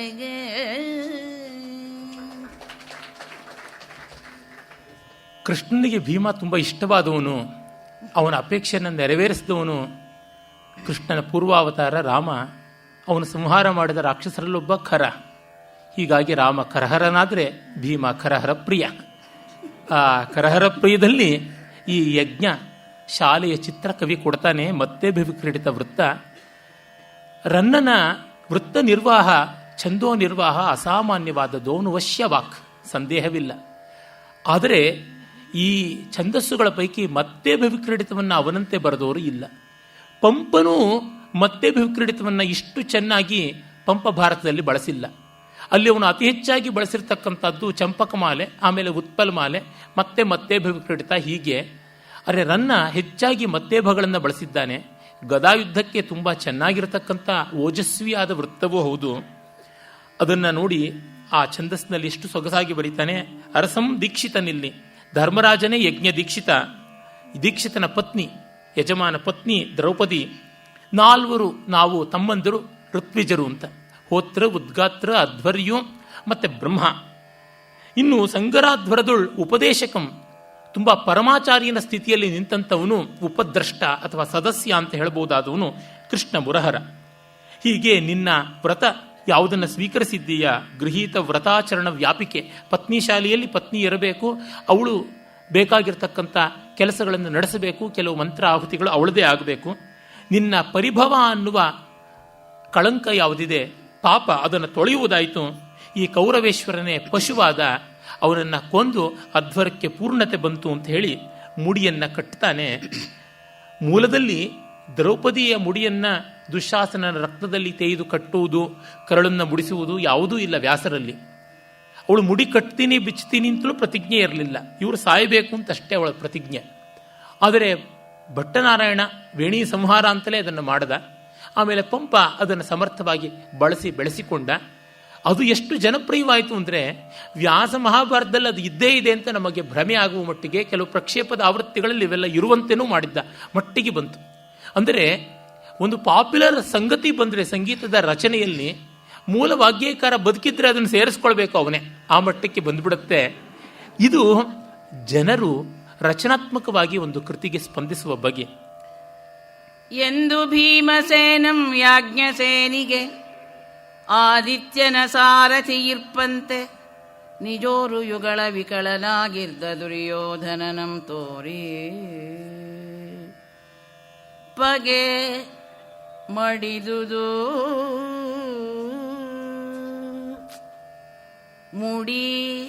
ಮುಡಿಯನೆ ನಗೆ ಮೊಗದಿಂ ಪಾಂಚಾಲಿ ಮರೆದೆ ನಂ ಫಲಕಾಲಂ ವಿಗತಾಭ್ಯಾಸದೆ ಸತ್ತಿಗ ನಾಂ ಮರೆದೆ ಫಲಕಾಲಂ ವಿಗತಾಭ್ಯಾಸದೆ ಪಗೆಯಂ ಮಡಿಯಿಸಿದೆ ನೀನೇ ಮುಡಿಯಲ್ ವೇಳ್ಕುಂ ಎಂದು ತನ್ನ ಕೈಯಂ ಪಿಡಿದು ತೆಗೆಬುದು ಅಂತೆ ಗೈವೆನೆಂದು ಆಕೆಯ ವೇಣಿ ಸಂಹಾರಮಂ ತಾನೇ ಮಾಡಿ. ಅನ್ವರ್ಥವಾಗಿ ಚಾರುಕೇಶಿ ರಾಗದಲ್ಲಿ ಹಾಡಿದ್ರು. ಅವಳು ಈಗ ವಿಪ್ರಕೇಶಿ, ವಿಪ್ರಕೀರ್ಣಕೇಶಿ, ಕೆದರು ಕೇಶದ ನಾರಿ ಅಂತಲೇ ಕುಮಾರವ್ಯಾಸ ಬರೀತಾನೆ. ಅವಳು ಜಡೆ ಹಣ್ಕೊಳ್ಬೇಕು, ಮರ್ತೋಗಿದೆ ಅವಳಿಗೆ. 13.25 ವರ್ಷ ತಲೆ ಕೂದಲು ಕಟ್ಟಿಲ್ಲ. ಅದರಿಂದ ದುರ್ಯೋಧನ ಸತ್ತಿದ್ದಾನೆ, ಪಗೆ ಮಡಿದುದು ಮುಡಿ ಅಂತ ಪಾಂಚಾಲಿಗೆ ಹೇಳಿದ್ರೆ ನಗೆ ಮೊಗೆದಿಂ ಪಾಂಚಾಲೆ ಈಗ ನಗುತ್ತಾ ಇದ್ದಾಳೆ. ಮರೆದ ನಾಂ ಫಲಕಾಲಂ ವಿಗತಾಭ್ಯಾಸದೆ, ಅಭ್ಯಾಸ ಇಲ್ಲದೆ ಬಿಟ್ಟು ಹೋಗುತ್ತೆ. ಕಾಲುಗಳನ್ನು ಬಳಸದೆ ಹಾವುಗಳಿಗೆ ಮುಂಚೆ ಇದ್ದ ಕಾಲು ಹೊರಟೋಗ್ಬಿಡ್ತು.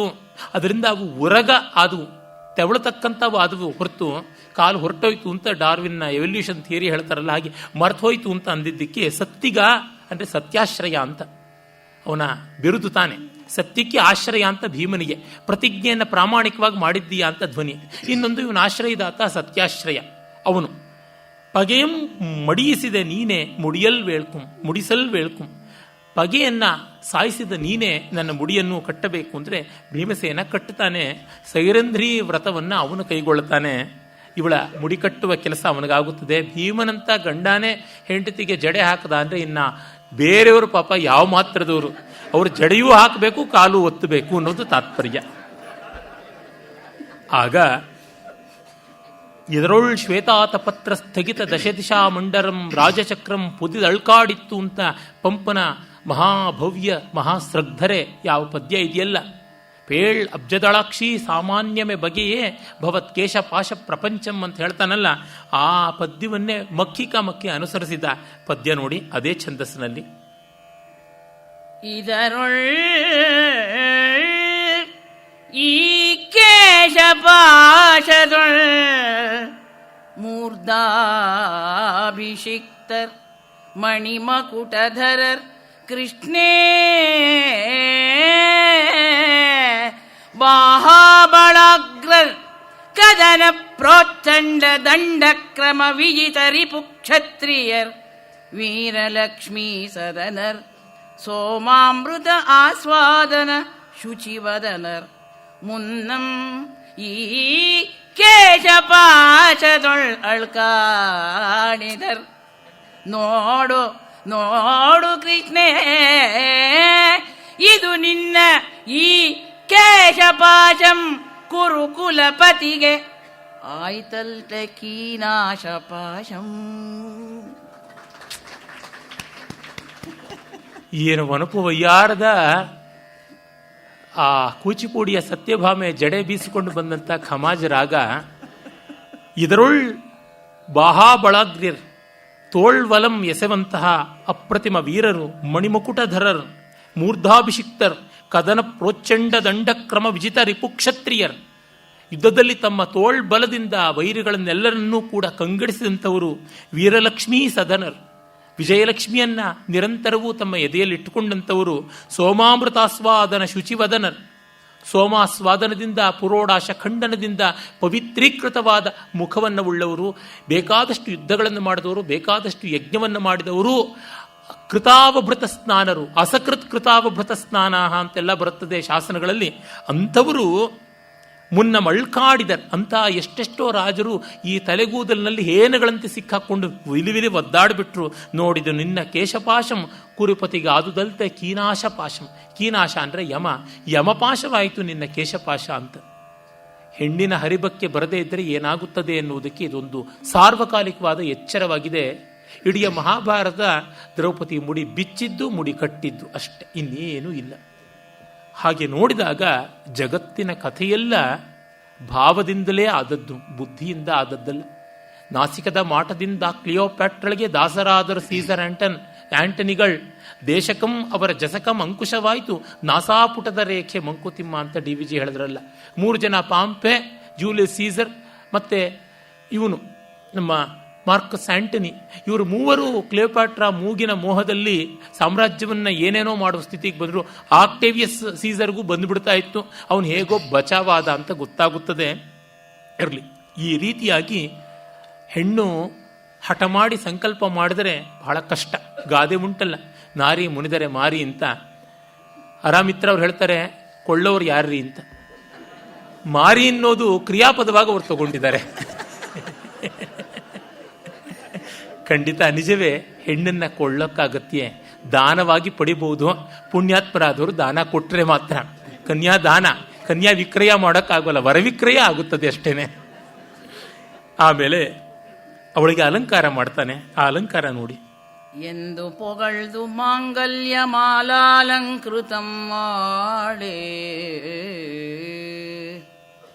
ಸ್ಮರ ಸಂಜೀವನೆ ಕೃಷ್ಣೇ ಕೃಷ್ಣೇ ಸ್ಮರ ಸಂಜೀವನೆ ಕೃಷ್ಣೇ ಪೂ ಮುಡಿದಳ್ ಆ ಶೃಂಗಾರಂ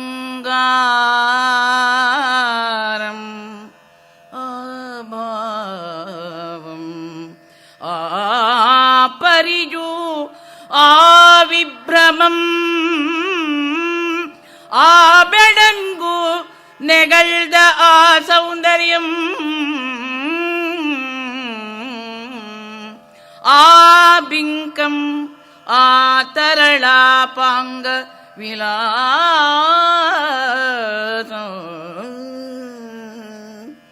ಆಲಟಹಂ ಆಲಾವಣ್ಯಂ ಆಪುಣ್ಯಂ ಆವರಹಾಸಾಮೃತಂ ಏ ಮನಂಗೊಳಿಸಿತೋ ಚಾಳುಕ್ಯ ಕಂದರ್ಪನ ಏ ಮನಂಗೊಳಿಸಿತೋ. ಜಾಗನೇ ಸಿಕ್ಕಿರ್ಲಿಲ್ಲ. ಅದೇ ವಯ್ಯಾರದ ಶೃಂಗಾರದ ರಾಗ ಇಲ್ಲೊಂದೇ ಕಡೆ ಬರಬೇಕು. ವಿಕಟ ಶೃಂಗಾರ. ಸ್ಮರ ಸಂಜೀವನೆ ಕೃಷ್ಣೆ ಹೂ ಮುಡಿದಳು. ಅವಳು ಹೂ ಮುಡಿತಾಳೆ ಆಗ. ಶೃಂಗಾರಂ ಆ ಭಾವಂ ಆ ಪರಿಜು. ಪರಿಜು ಅಂತಂದರೆ ರೀತಿ, ಬಗೆ, ವಿಭ್ರಮ ಅಂದರೆ ಸುಳಿದಾಡುವ ರೀತಿ, ಬೆಡಂಗು ಬೆಡಗು ಮತ್ತು ನೆಗಳ್ದ ಹೊಗಳಿಕೆಗೆ ಅರ್ಹವಾದ ಆ ಸೌಂದರ್ಯ, ಆ ಬಿಂಕ, ತರಳಾಪಂಗ ವಿಲಾಸ, ಓರೆ ನೋಟದ ಸೊಗಸು, ಲಟಹ ಅಂದರೆ ಲಟಭ ಅಂತ. ಲಟಬ ಅಂದರೆ ಒಂದು ಬಗೆಯ ಶ್ಲಾಘ್ಯವಾದ ಬೆಚ್ಚಬಲ್ಲ ಕೊಬ್ಬು ಅಂತ. ಲಾವಣ್ಯ, ಸೌಂದರ್ಯ ಇಂತೂ ಅಂತ ನಿರ್ದಿಷ್ಟವಾಗಿ ತೋರಿಸೋಕ್ಕಾಗದೆ ಏನೋ ಚಾರ್ಮ್ ಅಂತ ಇದೆ, ಅದು ಎಲ್ಲಿ ಅಂತ ಹೇಳೋಕ್ಕಾಗಲ್ಲ ಅಂತಲ್ಲ, ಆ ಚಾರ್ಮ್ಗೆ ಲಾವಣ್ಯ ಅಂತ ಕರೀತಾರೆ. ಮತ್ತು ಅದರೊಳಗೊಂದು ಪುಣ್ಯ, ಆ ದರಹಾಸ, ಆ ಮುಗುಳ್ನಗೆ, ಅದರ ಅಮೃತ ಸ್ನಿಗ್ಧತೆ, ಇವೆಲ್ಲ ಚಾಳುಕ್ಯ ಕಂದರ್ಪನ. ಇವನು ಚಾಳುಕ್ಯ ವಂಶ ಕಂದರ್ಪನಂತೆ ಇರ್ತಕ್ಕಂಥವನು ಸತ್ಯಾಶ್ರಯ, ಅವನ ಪಾಲಿಗೆ ಹೀಗಾಯಿತು ಅಂತ. ಭೀಮ ಹೋಗಿ ಚಾಳುಕ್ಯ ಕಂದರ್ಪ ಬಂದ. ಈ ಸಮಾಸ ಮಾಡ್ತಕ್ಕಂಥ ಜೈನ ಕವಿಗಳ ಪಾಡೇ ಇಷ್ಟು. ನಾಯಕನ ಹೇಳೋದಕ್ಕೆ ಹೋಗ್ಬಿಟ್ಟು ತಮ್ಮ ನಾಯಕನ ಹೇಳಿಬಿಡ್ತಾರೆ. ದ್ರೌಪದಿಯನ್ನು ಕೊನೆಗೆ ಜಾರಣೆ ಮಾಡಬೇಕಾಗತ್ತೆ ಅಷ್ಟೇನೆ. ಅವಳು ಪಂಚಪಾಂಡವರಲ್ಲದೆ 6ನೇವನು ಷಷ್ಠಂ ತ್ವಾಂ ವರಯಿಷ್ಯತಿ ಅಂತ ಹಾಗಾಗಿಬಿಡುತ್ತೆ. ಪಂಪ ಎಡವಟ್ಟು ಮಾಡ್ದ, ಏನು ಮಾಡೋದು? ಇದನ್ನೆಲ್ಲವನ್ನು ಕುಮಾರವ್ಯಾಸ ಪಾಪ ಶುಭ್ರ ಚೊಕ್ಕಟ ತೊಳೆದಿಟ್ಟ. ಇದನ್ನು ನಾವು ಗಮನಿಸ್ಕೋಬಾರ್ದು, ಅನೌಚಿತ್ಯ ಅಂತ ಅಂದ್ಕೋಬಾರ್ದು. ಅನೌಚಿತ್ಯ ಅಂತ ಅಂದ್ಕೊಂಡ್ರೆ ಒಳ್ಳೆ ಪದ್ಯ ಹೊರಟೋಗುತ್ತಲ್ಲ. ಇಲ್ಲಿ ಸ್ತ್ರೀ ವಿಲಾಸ ವಿಭ್ರಮಗಳ ಬಗೆಯನ್ನೇ ಬಗೆಬಗೆಯ ಪರ್ಯಾಯಗಳಿಂದ ಹೇಳಿದ್ದಾನೆ. ಉಲ್ಲೇಖಾಲಂಕಾರ ಆ ಪದ್ಯದಲ್ಲಿ ಶೋಭಿಸುತ್ತದೆ. ಎಷ್ಟೆಷ್ಟೋ ಒಳ್ಳೊಳ್ಳೆ ಪದ್ಯಗಳಿವೆ ಇದರೊಳಗೆ. ಏನು ಮಾಡೋದು? ಅವಕಾಶವಿಲ್ಲ. ತಾರಕ ನಖಂ ನವ ಸರೋರುಹ ದಳಾಂಘ್ರಿ ವರಚಾರುಘನ ನಾಭಿಪುಳಿ ನಸ್ಥಳ ನಿತಂಬಂ ಅಂತೆಲ್ಲ ಲಯಗ್ರಾಹಿ ಛಂದಸ್ಸು ಈ ಥರದ್ದೆಲ್ಲ ಬರುತ್ತೆ. ಅದಕ್ಕೆ ಎಡೆಯಿಲ್ಲದೆ ಅಷ್ಟಮಾಶ್ವಾಸವನ್ನು ಅಲ್ಲಿಗೆ ಮುಗಿಸಿ ನವಮಾಶ್ವಾಸಕ್ಕೆ ಬರ್ತೀವಿ. ಪಾಂಡವರಂತೂ ಗೆದ್ದರು, ಹೊರಟೇ ಹೋಗ್ಬಿಟ್ರು. ಕೃಷ್ಣ ಹೊರಡಿಸ್ಕೊಂಡು ಹೋದ. ದುರ್ಯೋಧನ ಶಾಪ ಗೀಪ ಹಾಕ್ತಾನೆ. ಮೂಲದಲ್ಲಿ ವಿಶೇಷವಾಗಿ ಬರುತ್ತದೆ, ಆದರೆ ಇಲ್ಲಿ ಅಷ್ಟು ವಿಸ್ತಾರ ಇಲ್ಲ. ಅಶ್ವತ್ಥಾಮ ಬರ್ತಾನೆ, ಅದಕ್ಕೆ ಹೆಚ್ಚಿನ ಅವಕಾಶ ಕೊಟ್ಟಿದ್ದಾನೆ ಕವಿ. ಆಗ ಪಾಂಡವರು ಹೊರಟಾಗಲೂ ಇನ್ನೂ ತೊಲಗ್ತೀನಿ ನಿನ್ನಿಂದ ದೂರ ಅಂತಂದ ರಾಜ್ಯಲಕ್ಷ್ಮಿ ಹೋಗಿಲ್ಲ. ಇವನು ಪ್ರಾಣ ಹೋಗೋವರೆಗೂ ಇರೋಣ ಅಂತ ಇದ್ದಾಳೆ. ಆಗ ಅಶ್ವತ್ಥಾಮ ಬರ್ತಾನೆ. ಕನತ್ತಟಕ ತಾಮರಂ ಧವಳ ಚಾಮರಂ ಕೈಗಳೊಳ ಮನಂ ಚಲಿಸೆ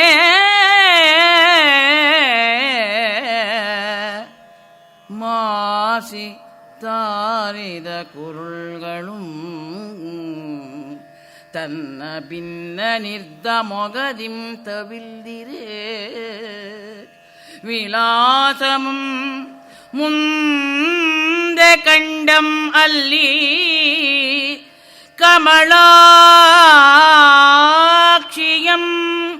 ವೃಷಭಲಕ್ಷಣಂ ಲಕ್ಷ್ಮಿಯಂ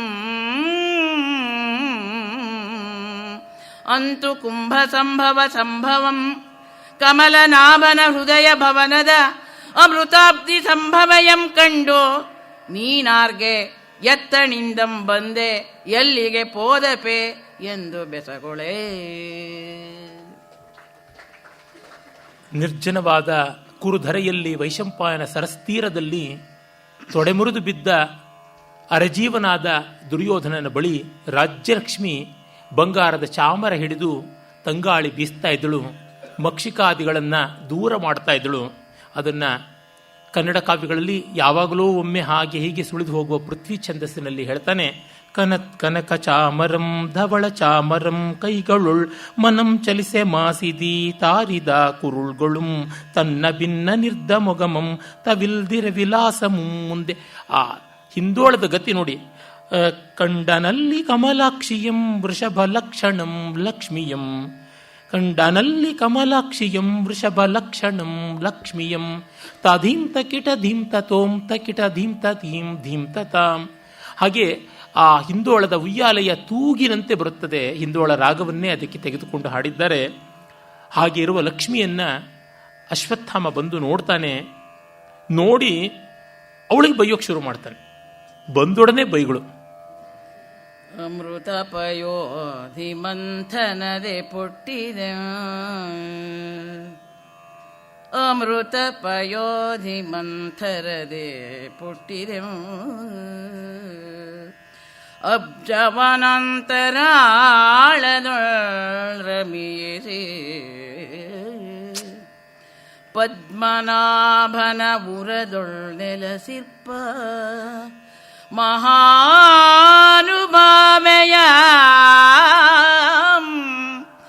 ಆಂ ಕಮಲೆಯನ್ ಇನ್ನೆಗಂ ಕುರುಮಹೀಪತಿಯೊಳ್ ನೆಲಸಿರ್ದೆಂ ಈಗಳ್ ಉತ್ತಮ ಪುರುಷೋತ್ತಮಂ ಬೆತತೆ ಪಾಂಡವರುಳ್ ನೆಲಸಲ್ಕೆ ಪೋದಪೆಂ. ಶ್ರೀರಾಗ ಲಕ್ಷ್ಮೀ ರಾಗ. ಅವಳು ಹೇಳ್ತಾ ಇದ್ದಾಳೆ, ನೀನು ಬಂದಿಯಲ್ಲಪ್ಪ ಅಶ್ವತ್ಥಾಮ, ನಾನೇನು ಹೊರಡ್ತೀನಿ. ಅಮೃತ ಪಯೋಧಿ ಮಂಥನದೆ ಪುಟ್ಟಿದೆಂ. ಸಮುದ್ರ ಮಥನ ಕಾಲದಲ್ಲಿ, ಸುಧಾ ಸಮುದ್ರ ಮಂಥನ ಕಾಲದಲ್ಲಿ ಆವಿರ್ಭೂತೆಯಾದೆ. ಪದ್ಮವನಾಂತರದೊಳ್ ರಮೀಪ ಪದ್ಮನಾಭನುರದೊಳ್ ನೆಲೆಸಿರ್ಪ ಮಹಾನುಭಾವೆ.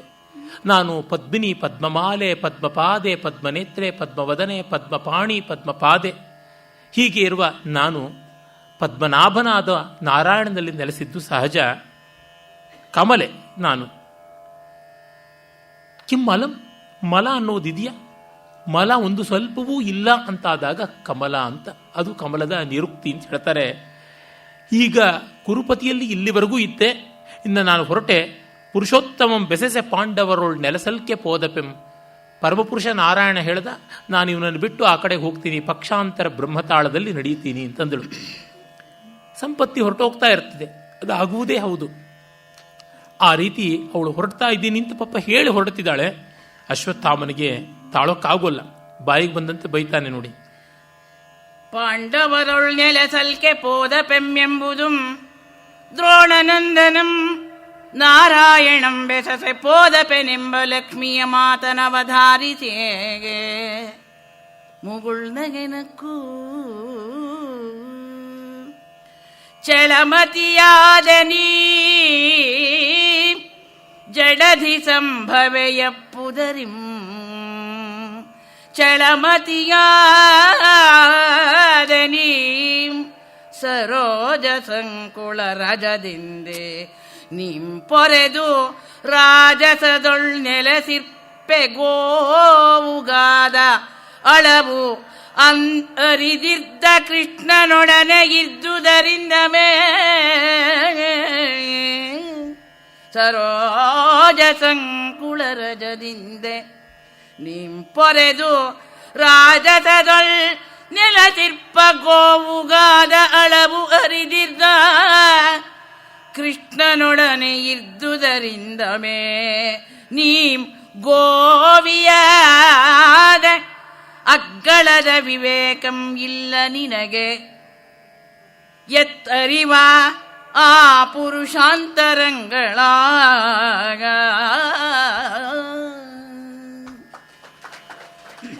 ಅಶ್ವತ್ಥಾಮನ್ನ ಕವಿ ಬಳಸಿಕೊಂಡು ಬಾಯಿಗೆ ಬಂದಂತೆ ಬೈದಿದ್ದಾನೆ ಅಂತ ಹೇಳಿದನಲ್ಲ, ಆದರೆ ಕವಿ ಬೈಯೋದಲ್ವಾ? ಹಾಗಾಗಿ ಅಶ್ವತ್ಥಾಮ ಕೆಟ್ಟ ಕೆಟ್ಟ ಮಾತಲ್ಲಿ ಚೆನ್ನಿಗರಾಯನಂತೆ ಬೈದಿರಬಹುದು, ಆದರೆ ಕವಿಯಾಗಿ ರನ್ನ ಹೇಗೆ ಬಯಸ್ತಾನೆ, ಶ್ಲೇಷಮಯವಾಗಿ ಬಯಸ್ತಾನೆ, ಕಾವ್ಯವಾಗಿ ಮಾಡ್ತಾನೆ. ಚಲಮತಿಯಾದೆ, ನೀನು ಚಂಚಲೆಯಾದೆ. ಯಾಕೆ? ಜಡದಿ ಸಂಭವೆ.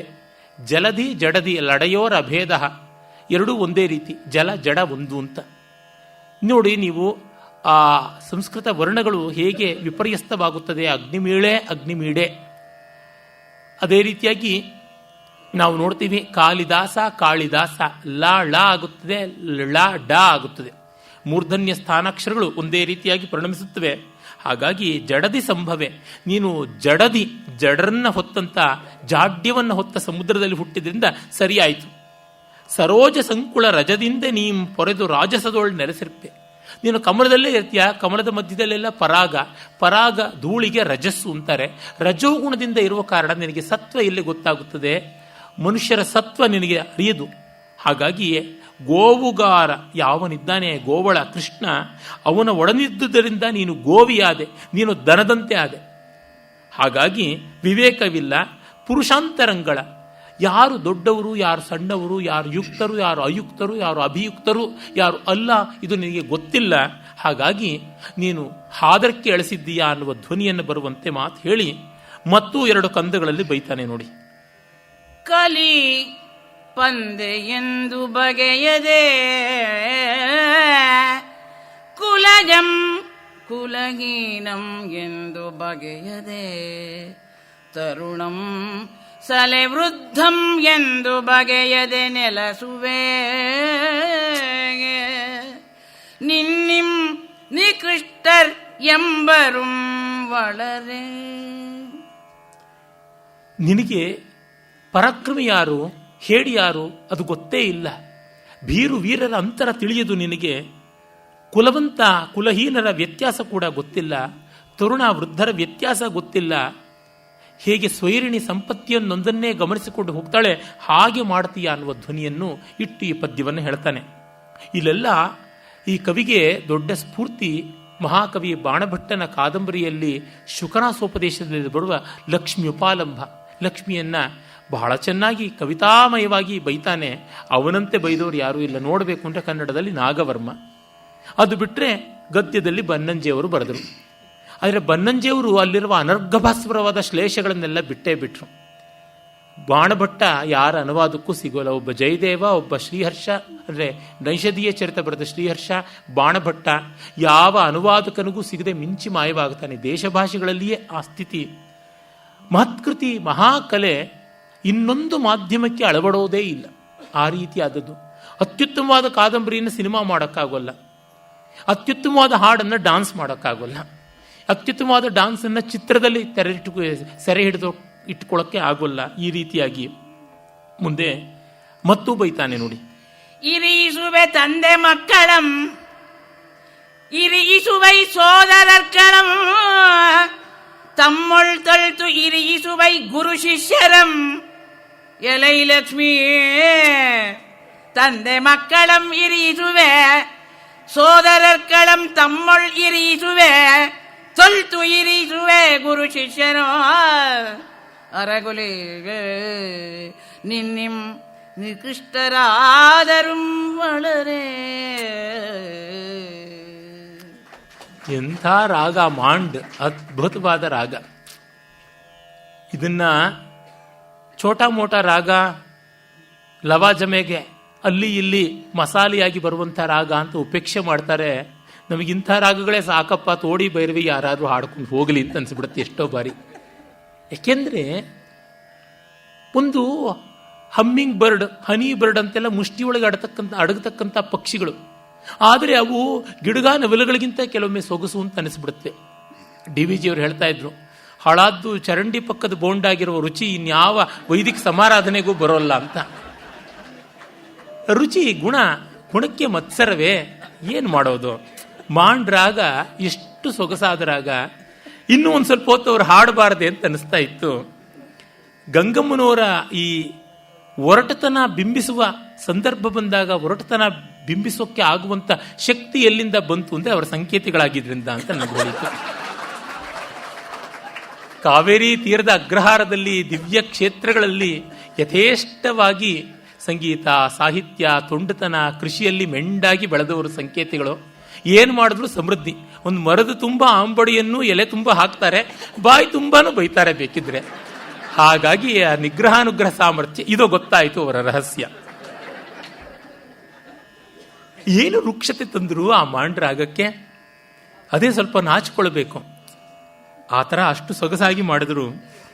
ನೀನು ತಂದೆ ಮಕ್ಕಳನ್ನ ವಿರೋಧ ಮಾಡಿಸ್ತೀಯ, ಅಣ್ಣ ತಮ್ಮಂದರಲ್ಲಿ ವಿರೋಧ ಮಾಡಿಸ್ತೀಯ, ಗುರು ಶಿಷ್ಯರಲ್ಲಿ ವಿರೋಧ ಮಾಡಿಸ್ತೀಯ.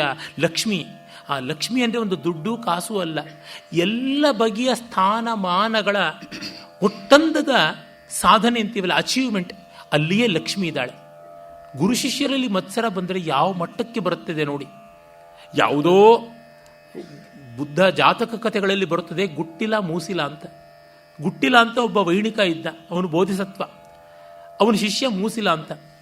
ಅವನು ತುಂಬ ಗುರುವಿನ ಮೇಲೆ ಅಸೂಯೆ ಮಾಡಿಕೊಂಡು ಗುತ್ತಿಲ ಅಂತ ಕೂಡ ಅವನನ್ನು ಹೇಳ್ತಾರೆ. ವೀಣಾವಾದನದಲ್ಲಿ ಅವನನ್ನು ಸೋಲಿಸ್ತೀನಿ ಅಂತ ಹೇಳಿ, ಗುರುವಿಗಿಂತ ಮಿಂಚ್ತೀನಿ ಅಂತ ಹೇಳಿ ಅವನು ಬಂದು ಕಡೆಗೆ ತಾನೆಲ್ಲಿ ಸ್ಪರ್ಧೆಯಲ್ಲಿ ಸೋತು ಬಿಡ್ತೀನೋ ಅಂತ ಗುರುವಿನ ವೀಣಾ ತಂತ್ರಿಗಳನ್ನು ಗುಟ್ಟಾಗಿ ಕತ್ತರಿಸಿಟ್ಟಿದ್ದಂತೆ. ಇವನು ಮೀಟ್ತಾ ಇದ್ದಂತೆ ವೀಣೆಯ ತಂತಿ ಹೋದಾಗ ಕಿತ್ತು ಹೋದ ತಂತಿಯೊಳಗೇನೆ ಅವನು ನಾದವನ್ನು ತರೋಕೆ ಆರಂಭ ಮಾಡಿ ಗುರು ನುಡಿಸಿ ಗೆದ್ದನಂತೆ. ಶಿಷ್ಯನಿಗೆ ನಾಚಿಕೆಯಾಗಿ ಹೇಳ ಹೆಸರಿಲ್ಲದಂತೆ ತಲೆ ಎತ್ತಲಾಗದಂತೆ ದೂರ ಹೋದ ಅಂತ. ಸುಮಾರು ಕ್ರಿಸ್ತಪೂರ್ವದ ಜಾತಕ ಕಥೆಗಳಿಂದ ಮೊದಲುಗೊಂಡು ಈಚಿನ ಕಾಲದವರೆಗೂ ಗುರು ಶಿಷ್ಯರ ಕೋಲಾಹಲ ಕಲಹಗಳು ಇದ್ದೇ ಇವೆ. ತಂದೆ ಮಕ್ಕಳು ಹೇಗಾಡ್ತಾರೆ ಅಂತ ನಮಗೆ ಪತ್ರಿಕೆಯೇ ಕೊಡ್ತಾ ಇದೆ.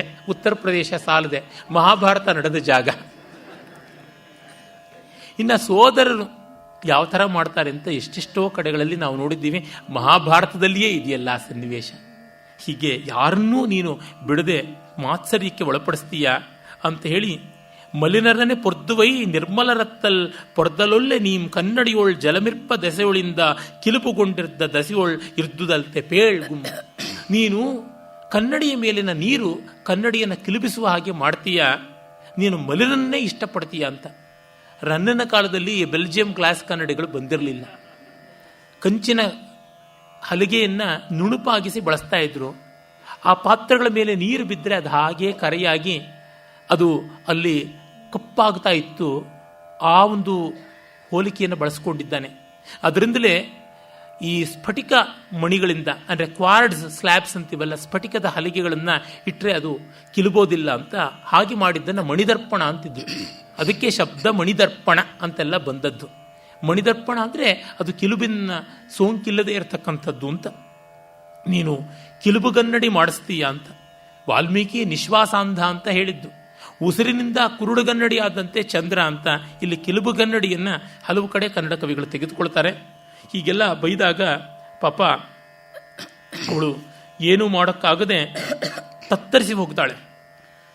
ಎಂದು ಅಶ್ವತ್ಥಾಮಂ ಉದ್ದಾಮ ಕೋಪಾಟೋಪಬದ್ಧ ಭ್ರುಕುಟಿಯುಂ ತರಳ ತಾಮ್ರಲೋಚನುಂ ಆಗೇ ಅತ್ತಲ್ ಅಸುರಾರಿ ಬೆರಸಿದಂ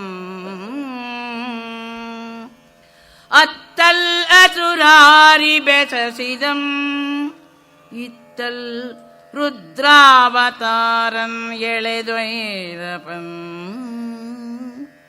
ಇಂದು ಅತ್ತ ಪುಲಿ ಇತ್ತದರಿ ಎಂದು ಅತ್ತ ಇತ್ತ ಅಡಿಗಿಡದೆ ಲಕ್ಷ್ಮೀ ತಳವೆಳಗಾದಳ್.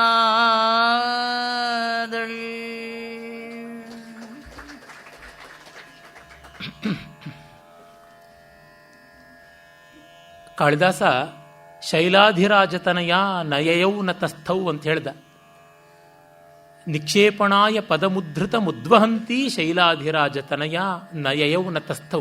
ಶಿವ ಬ್ರಹ್ಮಚಾರಿ ರೂಪದಿಂದ ಬಂದು ಪಾರ್ವತಿಯ ಅಂತರಂಗ ಅರಿತು ಕೈ ಹಿಡಿದಾಗ ಅವಳಿಗೆ ಮುಂದೆ ಹೋಗೋಕ್ಕಾಗ್ತಾ ಇಲ್ಲ, ಹಿಂದೆ ಬರೋಕ್ಕಾಗ್ತಾ ಇಲ್ಲ. ಮಾರ್ಗಾಚಲ ವ್ಯತಿಕರಾ ಕುಲಿತೇವ ಸಿಂಧು ಅಂತ ನೇರವಾಗಿ ಹೋಗ್ತಾ ಇದ್ದ, ಉಕ್ಕೇರಿ ಬರ್ತಾ ಇದ್ದ ಪ್ರವಾಹದ ನದಿ ಎದುರಿಗೆ ಒಂದು ಧುತ್ತನೆ ಬೆಟ್ಟ ಅಡ್ಡ ಬಂದರೆ ಮುಂದೆ ಹಿಂದೆ ಹೋಗಲಾಗದೆ ಅಲ್ಲೇ ಸುಳಿಸುತ್ತುವಂತೆ ಆದಳು ಅಂತ. ಲಕ್ಷ್ಮಿಗೆ ಹೀಗಾಯಿತು. ಅದು ನೋಡಿದ್ರೆ ಪುರುಷೋತ್ತಮನ ಆಜ್ಞೆ, ಇದು ನೋಡಿದ್ರೆ ರುದ್ರಾವತಾರಿ ಅಂತ ಹೆಸರಾದ ಅಶ್ವತ್ಥಾಮನ ಆಜ್ಞೆ. ಇಲ್ಲೇ ಇರು, ನನ್ನ ಯಜಮಾನನ್ನ ಬಿಟ್ಟು ಹೋಗಬೇಡ ಅಂತಂತಿದ್ದಾನಲ್ಲ, ಏನು ಮಾಡುವುದು ಅಂತ ಗೊತ್ತಾಗದೆ ಹೊಯ್ದಾಡಿದಳು ಅಂತ. ಇದಷ್ಟು ಒಂದು ದೊಡ್ಡ ಪ್ರತೀಕ. ಮೆಟಫಾರಿಕಲ್ ಆಗಿ ಅವನು ಹೇಳ್ತಾ ಇದ್ದಾನೆ, ಲಕ್ಷ್ಮಿ ಬಂದದ್ದು ಹೋದದ್ದು ಅಲ್ಲ, ದುರ್ಯೋಧನನ ರಾಜ್ಯ ಲಕ್ಷ್ಮಿಯನ್ನು ಉಳಿಸೇ ಕೊಟ್ಟು ಬಿಡ್ತೀನಿ. ಅಶ್ವತ್ಥಾಮನ ಕಾತರವನ್ನು ಬಹಿರಂಗಕ್ಕೆ ಹೀಗೆ ಸಾಕ್ಷಾತ್ಕರಿಸಿದ್ದಾನೆ ಕವಿ. ನಾವು ತುಂಬ ರಿಯಲಿಸಮನ್ನು ಇಟ್ಟುಕೊಂಡ್ರೆ ಆಗುವ ಕೊರತೆ ಏನು ಅಂದರೆ ಇದು. ಕುವೆಂಪು ಅಂತವರು ವಾಸ್ತವಕರಣಕ್ಕೆ ಬರದೆ ಪ್ರತಿಮಾಕರಣ ಮೆಟಫಾರಿಕಲ್ ಆಗಿ ಉಳಿದದ್ದರ ಸ್ವಾರಸ್ಯ ಇಂಥದ್ದು. ಈ ಅಲೌಕಿಕವನ್ನು ತಂದರೆ ಕಾವ್ಯದಲ್ಲಿ ಏನೆಲ್ಲ ಸೂಕ್ಷ್ಮತೆಗಳನ್ನು ತೋರಿಸಬಹುದು, ಅದು ವಾಸ್ತವದ ಒಂದು ಕಾದಂಬರಿಯಲ್ಲಿ ಸಾಧ್ಯವಿಲ್ಲ. ಅದರ ರುಚಿ, ಅದರ ಸೆಬ್ಬಿನೇ ಬೇರೆ, ಅದರ ಸ್ಟ್ರಕ್ಚರೇ ಬೇರೆ, ಆ ರೀತಿಯಾಗಿರ್ತಕ್ಕಂಥದ್ದು. ಪರ್ವದಂಥ ಕಾದಂಬರಿಯಲ್ಲಿ ಇಂಥದ್ದನ್ನು ತರೋಕ್ಕಾಗೋಲ್ಲ. ಅದಕ್ಕೆ ಅದರದೇ ಸ್ವಾರಸ್ಯ ಇರುತ್ತದೆ. ಹೀಗಾಗಿ ಇಲ್ಲಿ ಅಶ್ವತ್ಥಾಮನ ಅಂತರಂಗದ ಆಲೋಚನೆ ಬಹಿರಂಗದಲ್ಲಿ ಸಾಕಾರಗೊಳ್ಳತಕ್ಕಂಥದ್ದು. ಅಭಿನವ ಗುಪ್ತ, ಅಭಿನವ ಭಾರತಿ ನಾಟ್ಯಶಾಸ್ತ್ರ ವ್ಯಾಖ್ಯಾನದಲ್ಲಿ ಒಂದು ಕಡೆ ಹೇಳ್ತಾನೆ, ಒಂದು ಕೃತ್ಯ ರಾವಣ ಅಂತ ಒಂದು ನಾಟಕದಲ್ಲಿ ರಾವಣನಿಗೆ ಬ್ರಹ್ಮಾದಿಗಳು ಕೊಟ್ಟ ಶಾಪವೇ ಒಂದು ಸಾಕಾರವಾಗಿ ಬರುತ್ತದೆ ರಂಗಸ್ಥಳದಲ್ಲಿ. ಹೀಗೆಲ್ಲ ಕಲಾವಿದ ತನ್ನ ಪ್ರತಿಭಾಬಲದಿಂದ ಅಮೂರ್ತವನ್ನು ಮೂರ್ತವಾಗಿಸಬಲ್ಲ, ಮೂರ್ತವನ್ನು ಅಮೂರ್ತವಾಗಿಸಬಲ್ಲ. ಇಲ್ಲಿಯೇ ಪ್ರತಿಭಾ ಪಾರಮ್ಯ ಇರತಕ್ಕಂಥದ್ದು. ಇದ್ದದ್ದನ್ನು ಇದ್ದಂಗೆ ಹೇಳಿದ್ರೆ ಅದು ಕಾವ್ಯ ಅಂತಾರೆಯೇ. ವಾರ್ತಾಮೇನಾಂ ಪ್ರಚಕ್ಷತೆ ಅಂತ ಭಾಮಹ ಬೈತಾನೆ, ಇದು ನ್ಯೂಸ್ ಪೇಪರ್ ಅಷ್ಟೇನೆ, ಇನ್ನೇನು ಅಲ್ಲ ಅಂತ. ಹೀಗೆ ಸಾಂಕೇತಿಕತೆ ತುಂಬ ಮುಖ್ಯ. ಆ ಅಶ್ವತ್ಥಾಮ ಬಂದು ದುರ್ಯೋಧನನ್ನು ನೋಡ್ತಾನೆ. ರಾಜ್ಯಲಕ್ಷ್ಮಿಯನ್ನು ಸೇವೆ ಮಾಡು ಅಂತ ಹೇಳಿದವನು ಈ ಕಡೆ ತಿರುಗಿ ನೋಡ್ತಾನೆ. ಅಲ್ಲಿ ಮತ್ತೆ ಪಂಪ ಗದ್ಯದಲ್ಲಿ ಘೋಷಯಾತ್ರಾ ಪ್ರಕರಣದಲ್ಲಿ ಹೇಗೆ ಹಲ್ಲು ಮುರುಕೊಂಡು ಹಾವಿನಂತೆ ದುರ್ಯೋಧನ ಬಂದ ಅಂತ ಕವಿಯಾಗಿ ವರ್ಣಿಸಿದನೋ, ಕವಿ ಪ್ರೌಢೋಕ್ತಿಯಾಗಿ ಇಲ್ಲಿಗ ಅಶ್ವತ್ಥಾಮನ ಬಾಯಲ್ಲಿ ರನ್ನ ಕವಿ ನಿಬದ್ಧ ಪ್ರೋಡೋಕ್ತಿ ರೂಪದಿಂದ ಒಂದು ಪದ್ಯ ಮಾಡಿಬಿಟ್ಟಿದ್ದಾನೆ. ಪಂಪನ ಗದ್ಯ ಅಶ್ವತ್ಥಾಮನಲ್ಲಿ ಕೆಲವೊಮ್ಮೆ ಪದ್ಯವಾಗುತ್ತದೆ, ಅಂಡ್ ಕೆಲವೊಮ್ಮೆ ಪಂಪನ ಪದ್ಯ ಅಶ್ವತ್ಥಾಮನಲ್ಲಿ ಗದ್ಯವಾಗುತ್ತದೆ. ಏನೇನೆಲ್ಲ ರೀತಿಯಲ್ಲಿ ಅವನಿಂದ ತೆಗೆದುಕೊಂಡಿದ್ದಾನೆ ಅಂದರೆ ತುಂಬ ತುಂಬ ದೊಡ್ಡ ಕೆಲಸ ಅದು. ನೋಡಿ ಆ ಪದ್ಯ. ಕುಳಿಕನ ಪಲ್ಗಳಂ ಉರಿಯೇ ಮೋದಿದರ್ ಕಡುಪಿಂದೆ ಸಿಂಹಮಂ ಉಳಿಯಿಸಿ ದಾಡೆಯಂ ಪಿಡಿದು ಕಿಳ್ತವರ್ ಮದಹಸ್ತಿಯಂಬಯಂಗೊಳೆ ನೆಲಕ್ಕೆ ಇಕ್ಕಿ ಕೋಡೆರಡುಮಂ ಕುಸಿಯೊತ್ತಿದರ ಸುರಾದ್ರಿ ನಿಶ್ಚಳ ನಿಬಿಡೋರು ಮಂಡಲಮನ್ ಆರ್ ಉಡಿದರ್ ಪಣಿರಾಜಕೇತನ ಎಂದಾಯ ಸಂಬಟ್ಟು ಕಾಲ ಮೇಲೆ ಕವಿದು ಬೀಳ್ದು ತನ್ನ ಮೇಲುದರ ಸರಂಗಿನಿಂದ ಆತನ ತಲೆಯ ಮೇಲೆ ಕೆದರಿದ್ದ ಭೀಮಸೇನನ ಚರಣರಜಮಂ ತೊಳೆದು.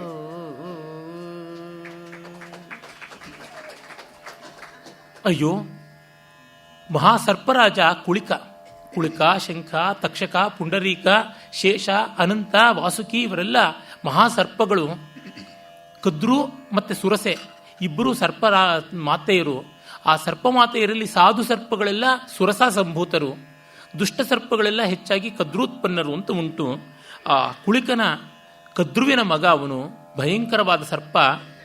ಅವನ ವಿಷದಂಷ್ಟ್ರಾಳಿಯನ್ನು ಯಾರು ಮುಳಿಯ ಮೋದಿದರ, ಯಾರು ಜಜ್ಜಿ ಮುರಿದರು, ಕಿತ್ತರು, ಕಡುಪಿಂದೆ ಸಿಂಹಮಂ ಉಳಿಯಿಸಿ ದಾಡೆಯಂ ಪಿಡಿದು ಕಿಳ್ತವರ, ಕೋಪದ ಸಿಂಹದ ದಾಡೆಯನ್ನು ಯಾರು ಕಿತ್ತವರು, ಯಾರು ಮಾಡಿದ್ದು ಅಂತ ಮುದ್ರಾಕ್ಷಸದಲ್ಲಿ ಬರುತ್ತದಲ್ಲ. ಜೃಂಭಾ ವಿದಾರಿತ ಸಿಂಹ, ಆಕಳಿಸ್ತಾ ಇರತಕ್ಕಂಥ ಸಿಂಹದ ಕೋರೆ ಹಲ್ಲನ್ನು ಕೀಳುವಂತೆ ಯಾರು ಚಂದ್ರಗುಪ್ತನಿಗೆ ಚಾಲೆಂಜ್ ಮಾಡೋರು ಅಂತ ಹೇಳಿಕೊಂಡೇ ಚಾಣಕ್ಯ ಪ್ರಾವೇಶಿಕಿ ಧ್ರುವ, ಅವನ ಪ್ರವೇಶವೇ ಆ ಹಾಡಿಂದ ಆರಂಭವಾಗುತ್ತದೆ. ಹಾಗೆ ಮದಹಸ್ತಿಯಂ ಭಯಂಗುಳೆ ನೆಲಕಿಕ್ಕಿ ಕೋಡೆರಡುಮಂ ಕುಸಿಯದೊತ್ತಿದರಾರ್, ಮತ್ತ ಗಜೇಂದ್ರನ ದಾಡೆಗಳನ್ನು ನೆಲಕ್ಕೆ ಬಗ್ಗಿಸಿ ಕಿತ್ತವರು ಯಾರು. ಇಲ್ಲಿ ಮತ್ತೆ ನೋಡಿ, ಸರ್ಪದಂಷ್ಟ್ರೆ, ಸಿಂಹದಂಷ್ಟ್ರೆ ಮತ್ತು ಮತ್ತೇಬದಂಷ್ಟ್ರೆ ಎಲ್ಲವೂ ಕೂಡ ಕೋರೆ ಹಲ್ಲುಗಳೇ, ಎಲ್ಲವೂ ದಾಡೆಗಳೇ. ಅದನ್ನೇ ಕಿತ್ತಿದ್ದು ಅಂದರೆ ಶೃಂಗಭಂಗ ಮಾಡೋದು ಅಂತಾರಲ್ಲ, ಕೊಂಬು ಮುರಿಯೋದು, ಅದು ಮಾನಹಾನಿ. ಅಂಥದ್ದು ಮಾಡಿದವರು ಯಾರು? ಸುರಾದ್ರಿ ನಿಶ್ಚಳ ನಿಬಿಡೋರು ಮಂಡಲಮನಾರುಡಿದರ್. ಮೇರುವಿನ ಶಿಖರದಂತೆ ಇದ್ದ ನಿನ್ನ ಬಂಗಾರದ ಬಣ್ಣದ ತೊಡೆಗಳನ್ನು ಮುರಿದವರು ಯಾರು? ಫಣಿರಾಜಕೇತನ ಅಂತ ಗೊತ್ತು, ಭೀಮ ಅಂತ. ಹಾಗಂತಂದ್ರೆ ಕಾವ್ಯ ಸ್ವಾರಸ್ಯ ಇಲ್ಲ. ಇವನು ಮರುಗ್ತಾ ಇದ್ದಾನೆ ಅನ್ನುವ ತಾತ್ಪರ್ಯ ಅಲ್ಲಿರ್ತಕ್ಕಂಥದ್ದು. ಆ ಸಂಕಟಪಟ್ಟು ಭೀಮಸೇನನ ವಾಮಾಂಘ್ರಿಯಿಂದ ಧೂಳಿ ಧೂಸರವಾದ ಅವನ ಶಿರಸ್ಸನ್ನು ಉತ್ತರೀಯದಿಂದ ಒರೆಸ್ತಾನೆ. ಆ ಬಾಡಿ ಲ್ಯಾಂಗ್ವೇಜನ್ನು ಹೇಳುವಲ್ಲಿ ಕಾವ್ಯ ಬರುತ್ತದೆ. ಈ ಸಣ್ಣ ಪುಟ್ಟ ಅಂಶಗಳನ್ನು ಗಮನ ಇಟ್ಟಾಗಲೇ ಕಾವ್ಯ ಬರತಕ್ಕಂಥದ್ದು. ಪ್ರಸಿದ್ಧರಾದ ಕಲಾವಿದರು, ನಾಟಕದ ರತ್ನಾವಳಿ ನಾಟಕ ಕಂಪನಿಯ ವರದಾಚಾರ್ಯರು ನರಸಿಂಹಾವಿರ್ಭಾವ ಆದಾಗ ಹಿರಣ್ಯಕಶಿಪುವಿನ ಪಾತ್ರ ಮಾಡುವವರು ಸರಕ್ಕನೆ ಪ್ರಹ್ಲಾದನ್ನ ತಮ್ಮ ಹಿಂದೆ ಎಳ್ಕೊಂಡು ಬಿಡ್ತಾ ಇದ್ದಂತೆ. ಅವನನ್ನು ಕೊಲ್ಲೋದಕ್ಕೆ ವಿಷ ಏನು, ಬೆಂಕಿ ಏನು, ನೀರೇನು, ಬೆಟ್ಟ ಏನು ಎಲ್ಲ ಮಾಡಿದವರು ಈಗ ಎದುರಿಗೆ ಉಗ್ರೋಗ್ರವಾಗಿ ಯಾವುದೋ ವಿಕೃತ ಜಂತು ಬಂತು ಅಂದರೆ ಮಗುನ ಏನು ಮಾಡಿಬಿಡುತ್ತೋ ಅಂತ ತನ್ನ ಹಿಂದಕ್ಕೆ ಎಳ್ಕೊಂಡಿದ್ದು. ಆ ಕ್ಷಣದಲ್ಲಿ ತಂದೆಯ ಪ್ರೀತಿ ಅಂತ ತೋರಿಸ್ತಕ್ಕಂಥದ್ದು. ಈ ಸೈಡ್ ಲೈಟ್ಸ್, ಅದೇ ಹೈಲೈಟ್ಸ್ ಮಹಾಕಾವ್ಯದ್ದು. ಅದು ಬಿಟ್ಟರೆ ಕಾವ್ಯದ್ದೇನು ಸೊಗಸಿದೆ. ಕವಿ ಇಂಥದ್ದಕ್ಕಾಗಿ ನಮ್ಮನ್ನ ಉಳಿಸಿಕೊಡ್ತಾನೆ. ಆಮೇಲೆ ಗೋಳಾಡಿ ದುಃಖ ಪಡ್ತಾನೆ. ಸ್ಥಿರ ಮೂಲ ಪತ್ರ ಶತಖರ ಕರ ಶಾಖಂ ದ್ವಿಜ ವಿಲಾಸ ಸುಖದಂ ಕುರುಭೂವರನು ಎಂದು ಎಸೆದಿದ್ದ ಮಹಾತರು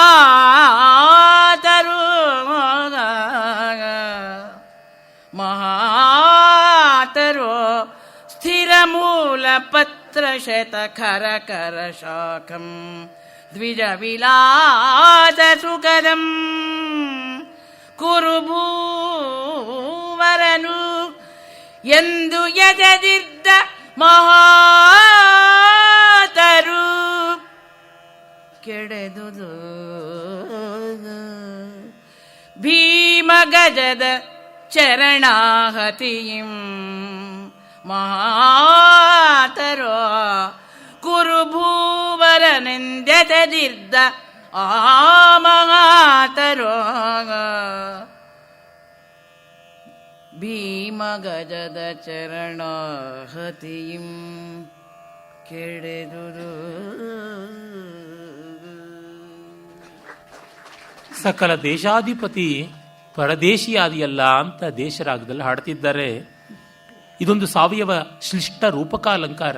ಶ್ಲೇಷ ಸೇರಿಕೊಂಡು ರೂಪಕವಾಗಿ ಅದು ಎಲ್ಲ ವಿವರಗಳಲ್ಲಿ ಪೂರ್ಣವಾಗಿ ಅದು ಪರಂಪರಿತ ರೂಪಕ ಅಥವಾ ಸಾವಯವ ರೂಪಕ ಅಲಂಕಾರ ಅಂತ ಅಲಂಕಾರಿಕರು ಹೇಳ್ತಾರೆ.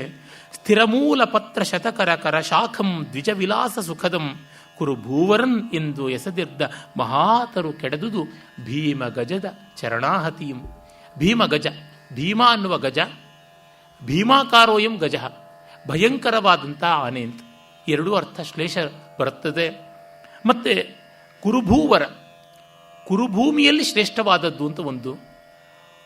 ಕುರುಭೂವರ ಅಂದರೆ ಕುರುಭೂಮಿಗೆ ವರನಾಗಿ ಬಂದ ಸ್ವಾಮಿಯಾಗಿ ಬಂದ ದುರ್ಯೋಧನ, ಅವನೆಂಬ ಮರವನ್ನು ಅದು 100 ಕೊಂಬೆಗಳಿಂದ ರಂಜಿಸ್ತಾ ಇದ್ದ ಶಾಖಿ ಅಂತಂದರೆ 100 ಕೊಂಬೆಗಳು ತಮ್ಮಂದಿರು ಅಂತ. ಮತ್ತು ಪತ್ರ ಎಷ್ಟು ಬೇಕಾದಷ್ಟು ಎಲೆ ಇತ್ತು. ಪತ್ರ ಅನ್ನೋದಕ್ಕೆ ಧ್ವಜ ಅಂತ ಕೂಡ ಅರ್ಥ ಉಂಟು. ಅಷ್ಟಿಷ್ಟು ಧ್ವಜ ಇದ್ದ ಸೇನೆಯನ್ನು ಉಳ್ಳಂಥವನು. ಧ್ವಜಿನಿ ಅಂದರೆ ಸೇನೆ, ಆ ರೀತಿಯಾದದ್ದು ಅರ್ಥನೂ ಬರ್ತದೆ. ದ್ವಿಜ ವಿಲಾಸ ಸುಖದಂ. ಎಷ್ಟೋ ಜನ ಬ್ರಾಹ್ಮಣರು ದುರ್ಯೋಧನ ಆಳ್ವಿಕೆಯಲ್ಲಿ ಚೆನ್ನಾಗಿದ್ದರು. ಇದಕ್ಕೇನು ಆಶ್ಚರ್ಯ ಪಡಬೇಕಾಗಿಲ್ಲ. ಏಕೆಂದರೆ ಎಲ್ಲರೂ ಕೂಡ ಪೋಷಣೆ ಮಾಡ್ತಾರೆ. ಅವರವರ ಅನುಕೂಲಕ್ಕೆ ತಕ್ಕಂತೆ ಮಾತಾಡೋರು. Intellectuals are slaves to all parties. If Brahmins are intellectuals, ಎಲ್ಲ ರಾಜಕೀಯ ವ್ಯಕ್ತಿಗಳಿಗೂ ಎಲ್ಲರಿಗೂ ಬೇಕಾದವರು ಬೇಡವಾದವರು ಇದ್ದೇ ಇರ್ತಾರೆ. ಹಾಗಾಗಿ ಅವರವ್ರಿಗವ್ರವ್ರ ಆಶ್ರಯ ಕೊಡ್ತಾ ಇರ್ತಾರೆ. ಅದರೊಳಗೇನು ಆಶ್ಚರ್ಯವಲ್ಲ. ಚಾರ್ವಾಕ ಮೊದಲಾದಂಥ ಬ್ರಾಹ್ಮಣರು ದುರ್ಯೋಧನ ಆಶ್ರಯದಲ್ಲಿ ಇದ್ರು ಅಂತಲೂ ಮಹಾಭಾರತದಲ್ಲಿ ಬರುತ್ತದೆ. ಹೀಗಿದ್ದದ್ದು ಹೌದು. ಪಾಂಡವರ ಆಶ್ರಯದಲ್ಲಿ ಒಂದಷ್ಟು ಜನ ಇದ್ದರು. ರಾಜ ಸಕಲರಂಜಕನಾಗಬೇಕು, ಯಾವುದೋ ಒಂದು ವರ್ಗಕ್ಕೆ ಮಾತ್ರ ಅಲ್ಲ. ಹಾಗಿದ್ದ ಈ ಮರ, ದ್ವಿಜ ಅಂದರೆ ಪಕ್ಷಿಗಳು ಅಂತ ಕೂಡ ಅರ್ಥ ಉಂಟು. ಹಾಗಿದ್ದದ್ದು ಈಗ ಭೀಮ ಗಜದಿಂದಾಗಿ ಭೂಶಯನವಾಯಿತಲ್ಲ, ಭೂಷಾಯಿ ಆಯಿತಲ್ಲ ಅನ್ನುವ ದುಃಖ ಪಡ್ತಾನೆ. ಆಮೇಲೆ ಅವನು ವಸ್ತ್ರದಿಂದ ತಲೆಯನ್ನು ಒರೆಸಿದಾಗ ಅವನು ಹೇಳ್ತಾನೆ, ನೋಡಿ ಈ ಮಾತು ತುಂಬ ತುಂಬ ಚೆನ್ನಾಗಿರ್ತಕ್ಕಂಥದ್ದು, ಮನಸ್ಸನ್ನು ಹಿಂಡತಕ್ಕಂಥದ್ದು. ಗುರುನಂದನ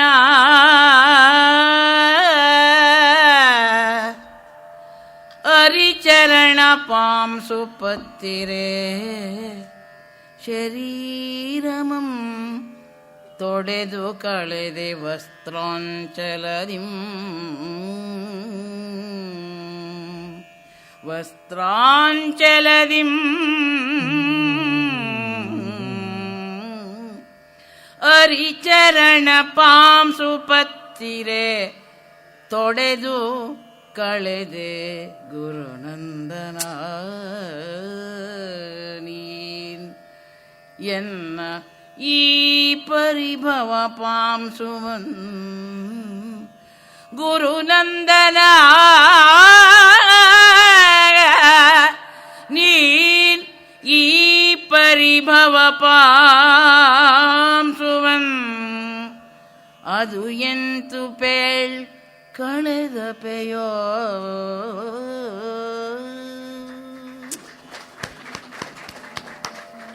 ಎಷ್ಟು ದಿನದಲ್ಲಿ ರೀತಿಗೌಳ ರಾಗ ಬಂದೇ ಇರಲಿಲ್ಲ. ಸೊಗಸಾದ ರಾಗ. ಆನಂದ ಭೈರವಿ, ಮುಖಾರಿ, ರೀತಿಗೌಳ ಎಲ್ಲ ವಂಡರ್ಫುಲ್ ಕಸಿನ್ಸು. ನನಗೆ ಇದರೊಳಗೆ ರೀತಿಗೌಳ ತುಂಬಾ ಪ್ರಿಯವಾದ ಕಸಿನ್ನು. ಆ ದ್ವೈತಮು ಸುಖಮ, ದ್ವೈತಮು ಸುಖಮ ಅಂತ ತ್ಯಾಗರಾಜರು ಅದೆಷ್ಟು ಹೃದಯಂಗಮವಾಗಿ ಇದನ್ನು ಮಾಡ್ತಾರೆ. ಆ ಹೊಯ್ದಾಟವನ್ನು ಇಲ್ಲಿ ವ್ಯತಿರೇಕ ಅಲಂಕಾರದ ಪದ್ಯ. ನೀನು ವೈರಿಯ ಕಾಲು ಧೂಳನ್ನು ನನ್ನ ತಲೆಯಿಂದ ಒರೆಸದೆ, ಆದರೆ ಗುರುನಂದನ ಅಶ್ವತ್ಥಾಮ ಅವಮಾನದ ಧೂಳು ಹೃದಯವನ್ನು ಅಂಟಿಕೊಂಡು ಕೂತಿದೆಯಲ್ಲ, ಅದನ್ನು ಹೇಗೆ ಒರೆಸ್ತೀಯ ಅಂತ. ಏನು ಮಾಡೋಕ್ಕಾಗಲ್ಲ. ಇದೆಲ್ಲ ದುರ್ಯೋಧನ ಮತ್ತೊಬ್ಬರು ಯಾರ ಬಗ್ಗೆನೂ ನನಗೆ ಪರ್ಸನಲ್ ಆದ ಕಹಿಗಳು ಇಲ್ಲವೇ ಇಲ್ಲ ರೀ.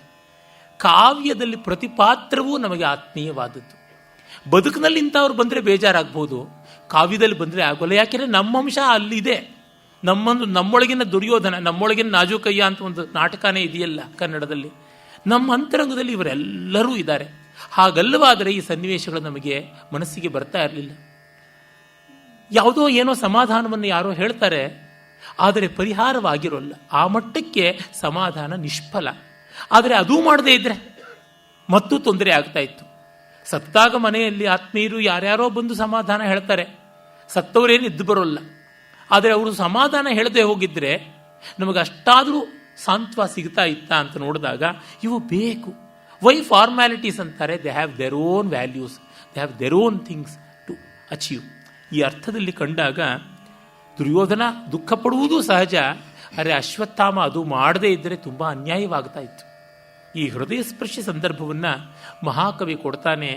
ರಾಗದ್ವೇಷಾತಿರಿಕ್ತವಾಗಿ ಸಕಲ ಪಾತ್ರಗಳಲ್ಲಿ ಸಹಾನುಭೂತಿಯನ್ನು ಇಟ್ಟುಕೊಳ್ತಾನೆ. ಮಾಸ್ತಿಯಂಥವರ ದೃಷ್ಟಿ ಅದು.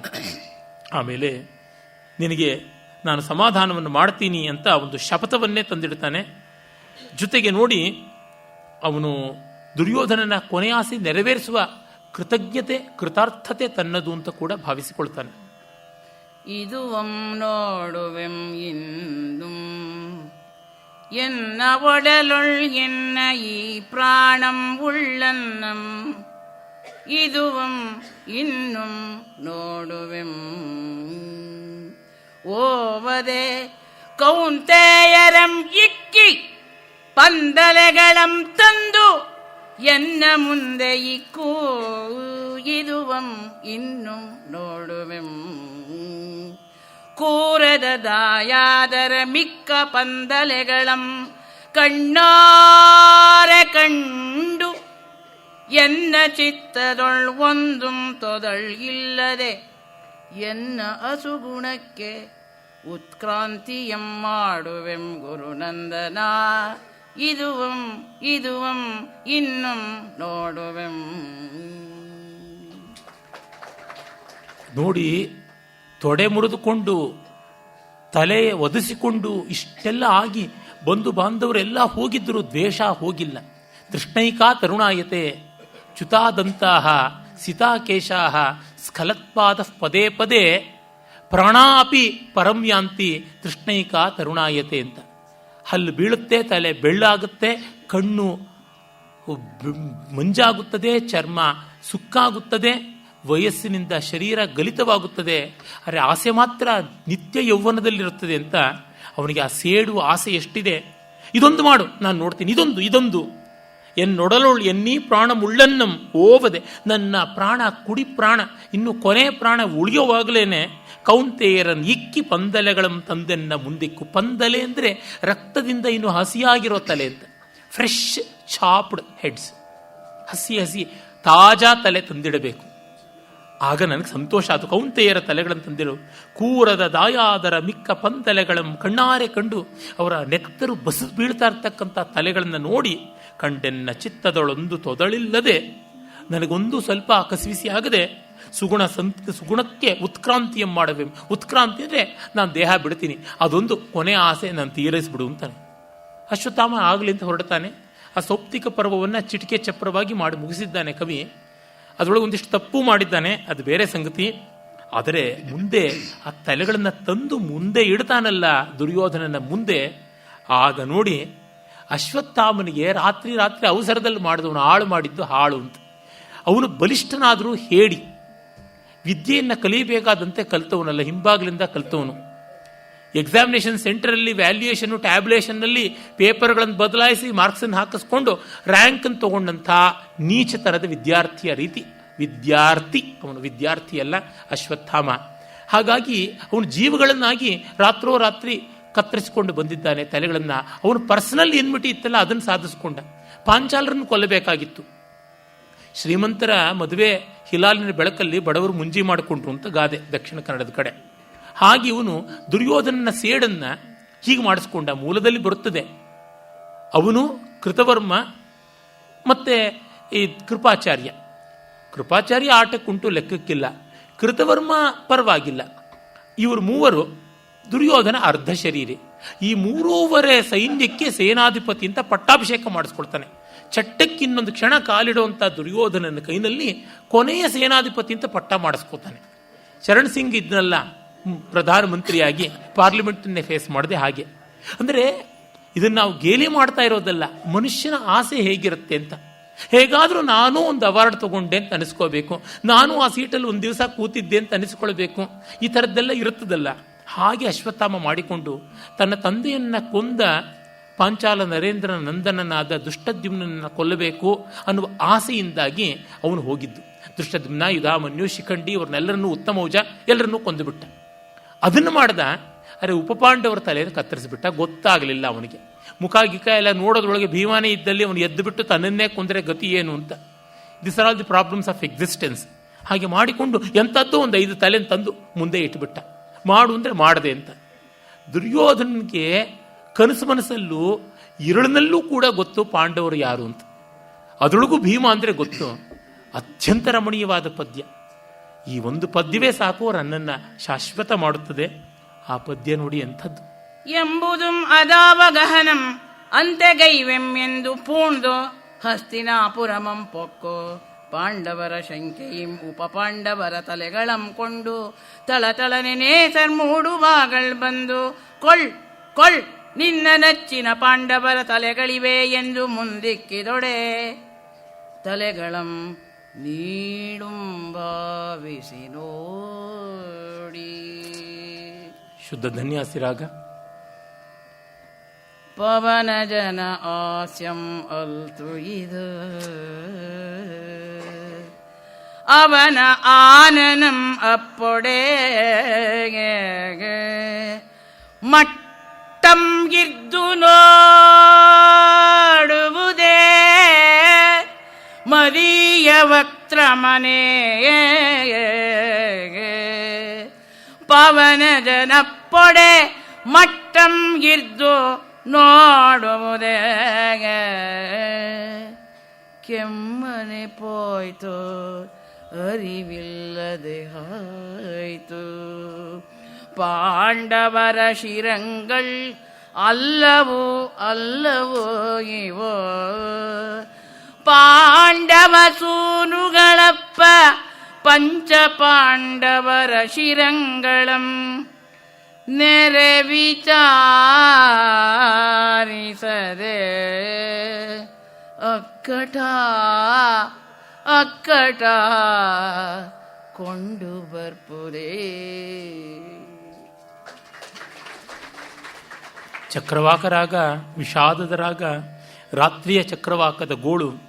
ಇನ್ನೂ ಹಗಲಾಗಿಲ್ಲ. ಪವನ ಜಾಸ್ಯ ಮಲ್ತಿದು. ಇದು ಭೀಮನ ಮುಖ ಅಲ್ಲ. ಅದಾದೊಡೆ ಅದಪ್ಪೊಡೆ ಮಟ್ಟ ಮಿರ್ದು ನೋಳ್ಪುದೆ ಮದೀಯ ವಕ್ರಮನೆ. ತೆಪ್ಪಗೆ ನನ್ನ ಮುಖ ನೋಡುತ್ತದ. ದುರ್ಯೋಧನನ ಮುಖ ನೋಡಿದ ತಕ್ಷಣ ಕತ್ತರಿಸಿರುವ ಭೀಮನ ಮುಖ ಕೂಡ ಕಣ್ಣು ಕೆರಳಿಸಿ ಔಡು ಗಚ್ಚಿ ಪುಟ ಇಟ್ಟು ಹಾರಿ ದುರ್ಯೋಧನ ತಲೆಗೆ ಡಿಕ್ಕಿ ಹೊಡೆಯುತ್ತೆ. ಹಾಗಾಗಿ ಅವನಿಗೆ ಗೊತ್ತು. ನೋಡಿ, ನಮ್ಮ ಎದುರಾಳಿಗಳ ಶಕ್ತಿನ ನಾವು ಎಷ್ಟು ಬಹಿರಂಗದಲ್ಲಿ ಬೈತಿದ್ರು ಅವರ ಅಂತರಂಗದ ಶಕ್ತಿ ಎಷ್ಟು ಅಂತ ನಮ್ಮ ಅಂತರಂಗಕ್ಕೆ ಗೊತ್ತೇ ಇರುತ್ತೆ. ಅದರಿಂದಲೇ ನಾವು ಅವ್ರ ಜೊತೆ ಗಟ್ಟಿಯಾಗಿ ವ್ಯವಹಾರ ಮಾಡ್ತಾ ಇರ್ತೀವಿ. We know what the why, how the why. ಹಾಗಾಗಿ ಕೆಮ್ಮನೆ ನೋಡ್ಪುದೇ ಪೋಯ್ ತರಿವಿಲ್ಲದಾಯ್ತು. ಅಯ್ಯೋ ಪೆದ್ದ, ನಿನಗೆ ಗೊತ್ತೇ ಆಗಲಿಲ್ಲ ಪಾಂಡವರ ಶಿರಂಗಳಲ್ತಿವು. ಪಾಂಡವ ಸೂನುಗಳಪ್ಪ ಪಂಚಪಾಂಡವರ ಶಿರಂಗಳ್. ಅಯ್ಯೋ, ನೆರೆ ವಿಚಾರಿಸದೆ ಅಕ್ಕಟ ಕೊಂದು ಬರ್ಪುದೆ. ಯಾರ್ದೋ ತಲೆಯನ್ನು ತಗೊಂಡು ಬಂದ್ಯಾ ಅಂತ. ಆದರೆ ಮೂಲದಲ್ಲಿ ಇಷ್ಟಾದರೂ ನೀನು ಮಾಡಿದೆಯಲ್ಲ, ನಿಮ್ಮಪ್ಪ ಮಾಡಲಿಲ್ಲ, ಕರ್ಣ ಮಾಡಲಿಲ್ಲ, ನಮ್ಮ ತಾತ ಮಾಡಲಿಲ್ಲ, ನನ್ನ ತಮ್ಮ ಮಾಡಲಿಲ್ಲ, ಒಂದಿಷ್ಟು ನೆಮ್ಮದಿಯಿಂದ ಸಾಯ್ತೀನಿ. ಅವ್ರಿಗಂತೂ ಪುತ್ರ ಶೋಕ ಒದಗಿಸದೆ, ಅವ್ರಿಗೆ ಉತ್ತರಾಧಿಕಾರಿಗಳಿಲ್ಲದೆ, ಉತ್ತರ ಕ್ರಿಯಾಧಿಕಾರಿಗಳು ಇಲ್ಲದೆ ಮಾಡದೆ ಅಂತ ಸಂತೋಷಪಟ್ಟು ದುರ್ಯೋಧನ ಸತ್ತ ಅಂತ. ಹಾಗೂ ಇರ್ತಾರೆ ಜನ, ಅದಿರುತ್ತೆ. ಇಲ್ಲಿ ಸ್ವಲ್ಪ ಉದಾತ್ತೀಕರಣದ ಪೂಸಿ ಹೊಡಿತಾ ಇದ್ದಾನೆ. ವ್ಯಾಸರಿಗೆ ಆ ಯಾವ ಪ್ರೊಟೆನ್ಷನ್ಸು ಇಲ್ಲ. ವ್ಯಾಸರು ಬರೀ ಕವಿ ಅಲ್ಲ, ಮಹಾಕವಿ ಅಲ್ಲ, ಋಷಿ ಕವಿ. ನಮ್ಮನ್ನ ಚರ್ಮಾನು ಸುಲಿಯೋ ಮಟ್ಟಿಗೆ ಬೆತ್ತಲೆ ಮಾಡಿಬಿಡ್ತಾರೆ. ಮುಂದೆ ನೋಡಿ ಅಶ್ವತ್ಥಾಮನಿಗೆ ಏನಂತಾನೆ. ಪರಮೇಶ್ವರಾವತಾರನೆ ಪರಮಜ್ಞಾನಿಯೇ ವಿವೇಕ ವಿಕಲರಮು ಬಾಲರ ತಲೆಯಂ ತಂದುದರಿಂ ದೊರೆಕೊಂಡುದು ನಿನಗೆ ಪಾತಕಂ ಬಾಲವಧಂ ಅದು ಕಾರಣಂ ಪ್ರಾಯಶ್ಚಿತ್ತ ಪವಿತ್ರ ಗಾತ್ರನಾಗೆ ಹಿಮವತ್ ಪರ್ವತಕ್ಕೆ ಪೋಪುದುಂ ಸುಯೋಧನಂ ಚಿತ್ತ ಸಮಾಧಾನಂಗೈದು ಪರಲೋಕಮಂ ಸಾಧಿಸುವೆನೆಂದು ತದ್ದಿವಸಾವಸಾನ ಸಮಯದೊಳ್ ಪ್ರಾಣ ವಿಸರ್ಜನೋನ್ಮುಖನಾದ ನಿಂತು.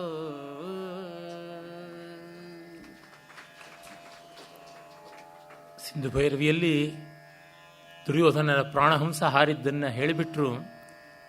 ಪರಮೇಶ್ವರಾವತಾರ ಅಂತ ಅಶ್ವತ್ಥಾಮನು ಹೇಳ್ತಾರೆ. ಈ ಅವತಾರಗಳನ್ನು ಯಾರಿಗೆ ಯಾಕೆ ಅಂಟಿಸ್ತಾರೋ, ಅಯೋಗ್ಯರಿಗೆ ಯಾವ ಅವತಾರ, ಆ ದೇವರಿಗೂ ಧಿಕ್ಕಾರ ಅಂತ ನಾನು ಅಂತೀನಿ. ಇಂಥ ಅಯೋಗ್ಯ ಅಶ್ವತ್ಥಾಮನೇ ಆ ರುದ್ರಾವತಾರ ಆದರೆ ರುದ್ರಭೂಮಿಗೆ ಹೋಗಲಿ ಅಂತ ಬೇಜಾರಾಗುತ್ತೆ. ಎಂಥದ್ದಿದು? ಇದೆಲ್ಲ ಶುದ್ಧ ಅವಿವೇಕ, ಅಜ್ಞಾನ, ಏನು ಪ್ರಯೋಜನಕ್ಕೆ ಬರ್ತಾ ಇರ್ತಕ್ಕಂಥದ್ದು. ಒಳ್ಳೆತನವೇ ಭಗವತ್ ಸ್ವರೂಪ. ಆ ಒಳ್ಳೆತನ ಎಲ್ಲಿದ್ದರೂ ಸರಿಯೇ.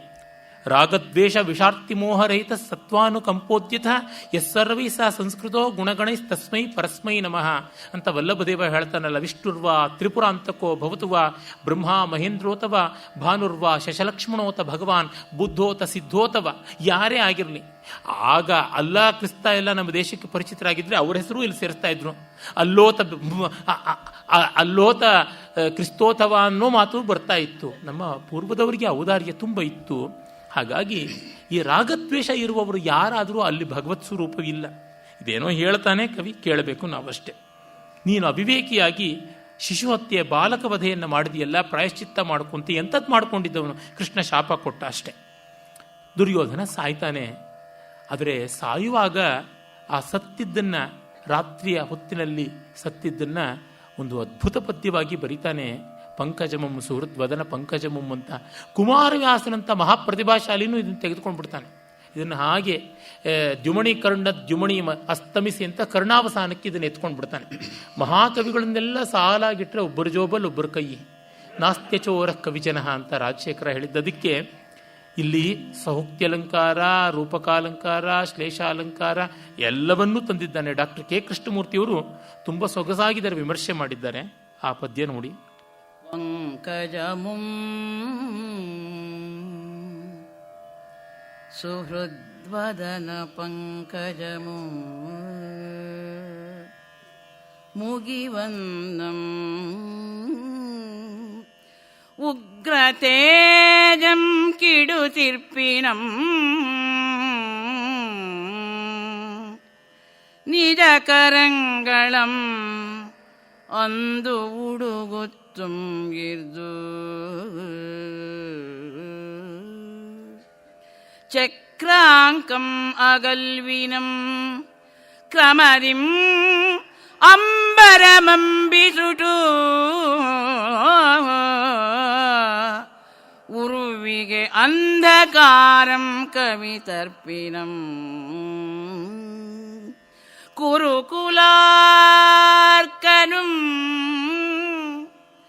ಕುರುಕುಲಾರ್ಕನುಂ ಅರ್ಕನುಂ ಅಸ್ತಂ ಐದಿದರ್.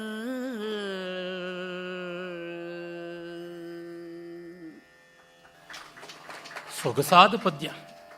ಪ್ರಾಚೀನ ಕನ್ನಡ ಕಾವ್ಯದ ಮಹತ್ವ, ಶೈಲಿ, ಸೌಂದರ್ಯ, ಉಕ್ತ ವೈಚಿತ್ರ್ಯ ಮತ್ತು ಆ ಪದ್ಯ ಬಂಧ ನಿರ್ವಾಹ ಪಾಠವ, ಪದ್ಯ ಶಿಲ್ಪ ಸೌಂದರ್ಯ ಎಲ್ಲಕ್ಕೂ ಇದು ಒಂದೇ ಸಾಕು ನಿದರ್ಶನ. ಪಂಕಜಮುಂ ಸುಹೃದ್ವದನ ಪಂಕಜಮುಂ. ಕಮಲ ಮತ್ತು ಸ್ನೇಹಿತರ ಮುಖ ಕಮಲ ಇವೆರಡೂ ಮುದುಡುಕೊಳ್ತಾ ಇವೆ. ರಾತ್ರಿ ಆದಾಗ ಕಮಲ ಮುದುಡುಕೊಳ್ಳುತ್ತದೆ. ಆ ಕವಿ ಸಮಯ ಇಲ್ಲಿ ಅನ್ವಿತ. ತೇಜಂ ಕಿಡುತಿರ್ಪಿನಂ ನಿಜಕರಂಗಳನಂದು ಉಡುಗುತ್ತುಂ. ದುರ್ಯೋಧನನ ಜೀವ ತೇಜಸ್ಸು, ಸೂರ್ಯನ ತೇಜಸ್ಸು ಎರಡೂ ಕೂಡ ಕಡಿಮೆ ಆಗ್ತಾ ಇದೆ. ಚಕ್ರಾಂಕಂ ಅಗಲ್ವಿನಂ, ಅಲ್ಲಿ ಶ್ಲಿಷ್ಟ ರೂಪಕಾಲಂಕಾರ ಬಂತು. ಚಕ್ರವಾಕಗಳು ವಿಯೋಗ ಪಡಿತಾ ಇವೆ. ದುರ್ಯೋಧನನ ಸೇನೆ, 3 ಜನರ ಸೇನೆ, ಅದು ಅಗಲಿಕೆಯನ್ನು ಪಡಿತಾ ಇವೆ. ಹಾಗಿದ್ದಾಗ ಅಂಧಕಾರ ಕವಿತಾ ಇದೆ, ದುಃಖವೂ ಕವಿತಾ ಇದೆ, ಕುರುಕುಲ ಸೂರ್ಯ ಮತ್ತು ಸೂರ್ಯ ಇಬ್ಬರೂ ಅಸ್ತವನ್ನು ಹೊಂದಿದರು ಅಂತ ಕವಿ ಅದ್ಭುತವಾಗಿ ವರ್ಣಿಸಿದ್ದಾನೆ, ಸೊಗಸಾಗಿ ವರ್ಣಿಸಿದ್ದಾನೆ. ಆಮೇಲೆ ಪಂಪ ಹೇಗೆ ಅರ್ಜುನನಿಗೆ ಪಟ್ಟಾಭಿಷೇಕ ಮಾಡಿಸ್ತಾನಲ್ಲ, ಹೇಳ್ತಾನೆ, ಧರ್ಮರಾಜ ನನಗೆ ಮುದಿತನ ಬಂದಿದೆ, ಈ ವಿಜಯಕ್ಕೆಲ್ಲ ಕಾರಣ ವಿಕ್ರಮಾರ್ಜುನನೇ, ಅವನೇ ಪಟ್ಟಾಭಿಷಿಕ್ತನಾಗಲಿ ಅಂತ ದ್ರೌಪದಿ ಪಾಪ ಸಿಂಹಾಸನ ಹತ್ಬಿಡ್ತಾಳೆ. ಯಾರೋ ಕಷ್ಟಪಟ್ಟಿದ್ದು ಇನ್ಯಾರೋ ಬಂದು ಕೂತ್ಕೊಂಡಿದ್ದು ನೋಡಿದ್ದೀವಲ್ಲ, ನಾವು ಬೇಕಾದಷ್ಟು ನೋಡಿದ್ದೀವಲ್ಲ. ಸ್ವಾತಂತ್ರ್ಯ ಸಂಗ್ರಾಮದಲ್ಲಿ ಒದ್ದಾಡಿದವರು ಯಾರೋ, ಗದ್ದಿಗೆ ಮೇಲೆ ಕೂತವ್ರು ಯಾರೋ.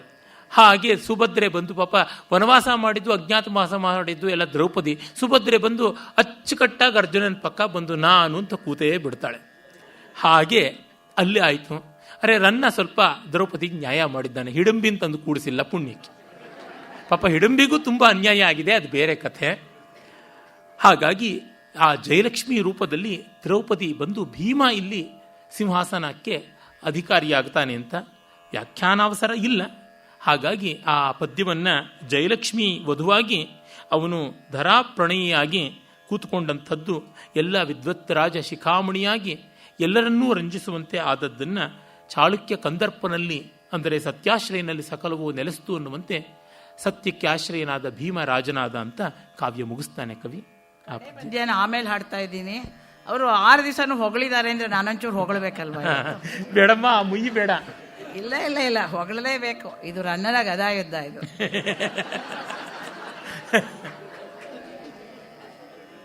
ಶಿವನ ಪರಿವಾರದವರು ನಾವಿಬ್ರು, ನಾನು ಗಂಗೆ, ಅವರು ಗಣೇಶ. ಎಲ್ರಿಗೂ ಕೃತಜ್ಞತೆ ಹೇಳಬೇಕಾದ್ದು ನನ್ನ ಕರ್ತವ್ಯ ಮತ್ತು ಧರ್ಮ. DBG ಅವರು ಇದ್ದಾಗ ನಾನು ಸಾಕಷ್ಟು ಬರ್ತಾ ಇದ್ದೆ, ಇಲ್ಲೇ ಪಕ್ಕದ ರೋಡಲ್ಲೇ ಇದ್ದವಳು ನಾನು. ಅವರ ಕೈಲಿ ಬೇಕಾದಷ್ಟು ಬಹುಮಾನ ತಗೊಂಡವಳು ನಾನು. ಇಲ್ಲಿದ್ದಿ ಲೈಬ್ರರಿ ಅಷ್ಟು ಬುಕ್ಕು ಓದದವಳು ನಾನು. ಅವಾಗ ಇಷ್ಟೊಂದು ಬುಕ್ ಇರಲಿಲ್ಲ, ಸ್ವಲ್ಪ ಇತ್ತು ಅಂತ ಕಾಣಿಸುತ್ತೆ. ಹಾಗಾಗಿ ಗೋಖಲೆ ಇನ್ಸ್ಟಿಟ್ಯೂಟು ನನಗೆ 59ನೇ ಇಸ್ವಿಯಿಂದನೂ ತವ್ರ ಮನೆ ಇದ್ದ ಹಾಗೆ. ಅಂತಹ ಒಂದು ಜಾಗದಲ್ಲಿ ದೀರ್ಘವಾದ 6 ದಿವಸದ ಕಾರ್ಯಕ್ರಮ, ಅದು ಚಂಪು ಕಾವ್ಯ ರನ್ನನ ಗದಾಯುದ್ಧ ಹಾಡೋದಕ್ಕೆ ಅವಕಾಶ ಕೊಟ್ಟ ಮೇಲೆ ಕೃತಜ್ಞತೆ ಖಂಡಿತ ಕೊಡ್ತಾ ಇದ್ದೀನಿ. ಇಂತಹ ಅವಕಾಶ ಗಮಕಿಗಳಿಗೆ ಸಿಕ್ಕಬೇಕು. ಸಿಕ್ಕದೆ ಹೋದರೆ ನಾವು ಕಲ್ತಿದ್ದು ಎಲ್ಲಿ ಯಾರ ಮುಂದೆ ಹಾಡೋಣ? ನೀವೆಲ್ಲ ಕೇಳ್ತೀರಿ ಅಂತ ದಿನ ಬಂದು ಅವರು ಉಪನ್ಯಾಸ ಮಾಡ್ತಾ ಇದ್ದಾರೆ, ಇಲ್ಲಿ ಅವ್ರು ಹೇಗೆ ಮಾಡೋಕ್ಕಾಗತ್ತಲ್ವ?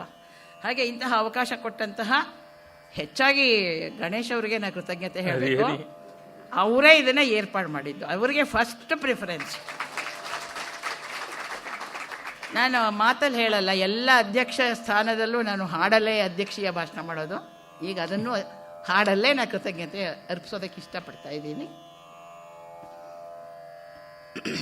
ಅವರಷ್ಟು ಚೆನ್ನಾಗಿ ರಚನೆ ಮಾಡೋಕ್ಕೆ ಬರದೇ ಹೋದರೂ ಪರವಾಗಿಲ್ಲ, ಹಾಡ್ತೀನಿ. ಶತಮಾನ ಕಂಡ ಅದ್ಭುತ ಪ್ರತಿಭೆಗೆ ಶತಾವಧಾನಿ ರಾ ಗಣೇಶ್ರವರು ಸಾಹಿತ್ಯ ವಿಜ್ಞಾನ ಕಲಾ ಭಂಡಾರಿ ಸಂಸ್ಕೃತ ಕನ್ನಡ ಕಾವ್ಯ ರಸಧಾರೆಯ ಯುವ ಪೀಳಿಗೆಗೆ ಉಣಿಸುತ್ತಿರುವ ಯೋಗಿ ಪರಮಯೋಗಿ.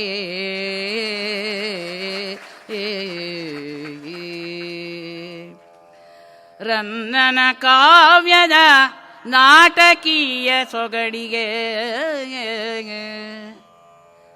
ರನ್ನನ ಕಾವ್ಯದ ನಾಟಕೀಯ ಸೊಗಡಿಗೆ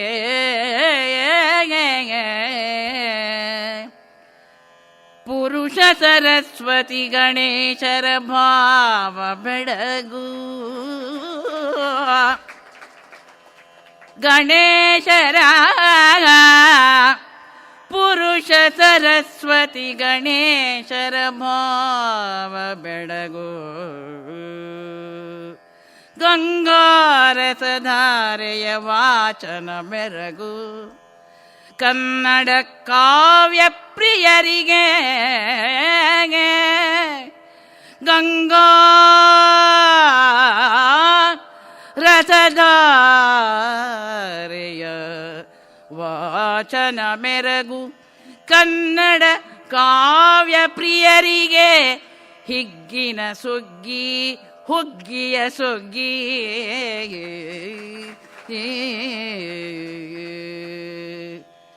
ನಿಮ್ಮ ಮಾರ್ಗದರ್ಶನದ ಬೆಳಕಿನಲ್ಲಿ ಸುರುಟಿ ಹಾಡಕ್ಕೆ ಜಾಗ ಸಿಕ್ಕಿರಲಿಲ್ಲ, ಈಗಾರು ಹಾಡಬೇಕು. ನಿಮ್ಮ ಮಾರ್ಗ ದರ್ಶನದ ಬೆಳಕಿನಲ್ಲಿ ಹೊಳಹಿನಲ್ಲಿ ಪೂರ್ಣವಾಯಿತು ನಮ್ಮ ಬದುಕು. ಸಹೃದಯರೆಲ್ಲ ಧನ್ಯರು ರಸಕಡಲಲ್ಲಿ ಮುಳುಗಿಸಿದ ಅವಧಾನಿಗಳಿಗೆ ನಮ್ಮ ನಮನ, ಶತನಮನ, ಕೋಟಿ ನಮನ, ಶತಕೋಟಿ ನಮನ.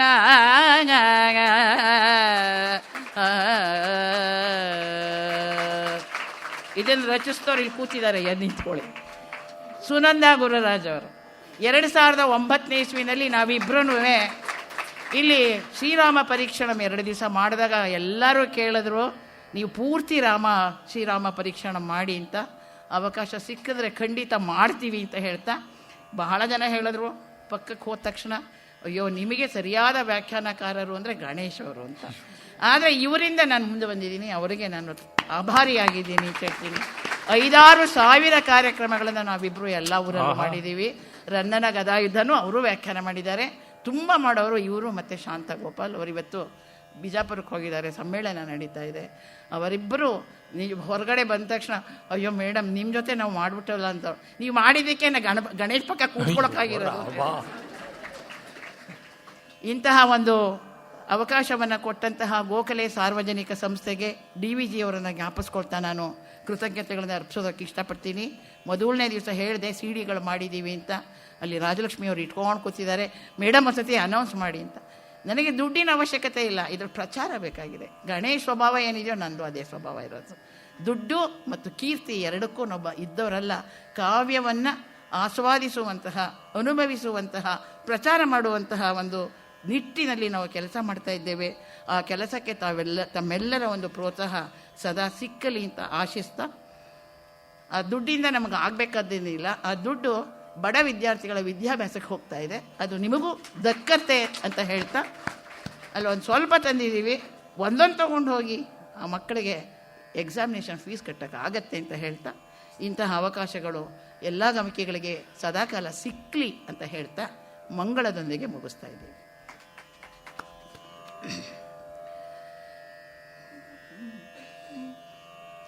ಜಯಲಕ್ಷ್ಮೀ ಪ್ರಿಯನೊಳ್ ಪರಾಕ್ರಮ ಕೃತಾಲಂಕಾರನೊಳ್ ಸತ್ಯವಾದಿಯೊಳ್ ಅರ್ಥಿಪ್ರಿಯನೊಳ್ ಧರಾ ಪ್ರಣಯಿಯೊಳ್ ನಿರ್ದ್ವೇಷಿಯೊಳ್ ಪಂಡಿತಾಶ್ರಮನೊಳ್ ರಾಜಿತ ರಾಜ ಚಿಹ್ನಯುತನೊಳ್ ಶ್ರೀದೇವಿಯುಂ ಭೂದೇವಿಯುಂ ಅತ್ಯುತ್ಸವದಿಂದ ಬಂದು ನೆರೆದರ್ ಚಾಳುಕ್ಯ ಕಂದರ್ಪನೊಳ್.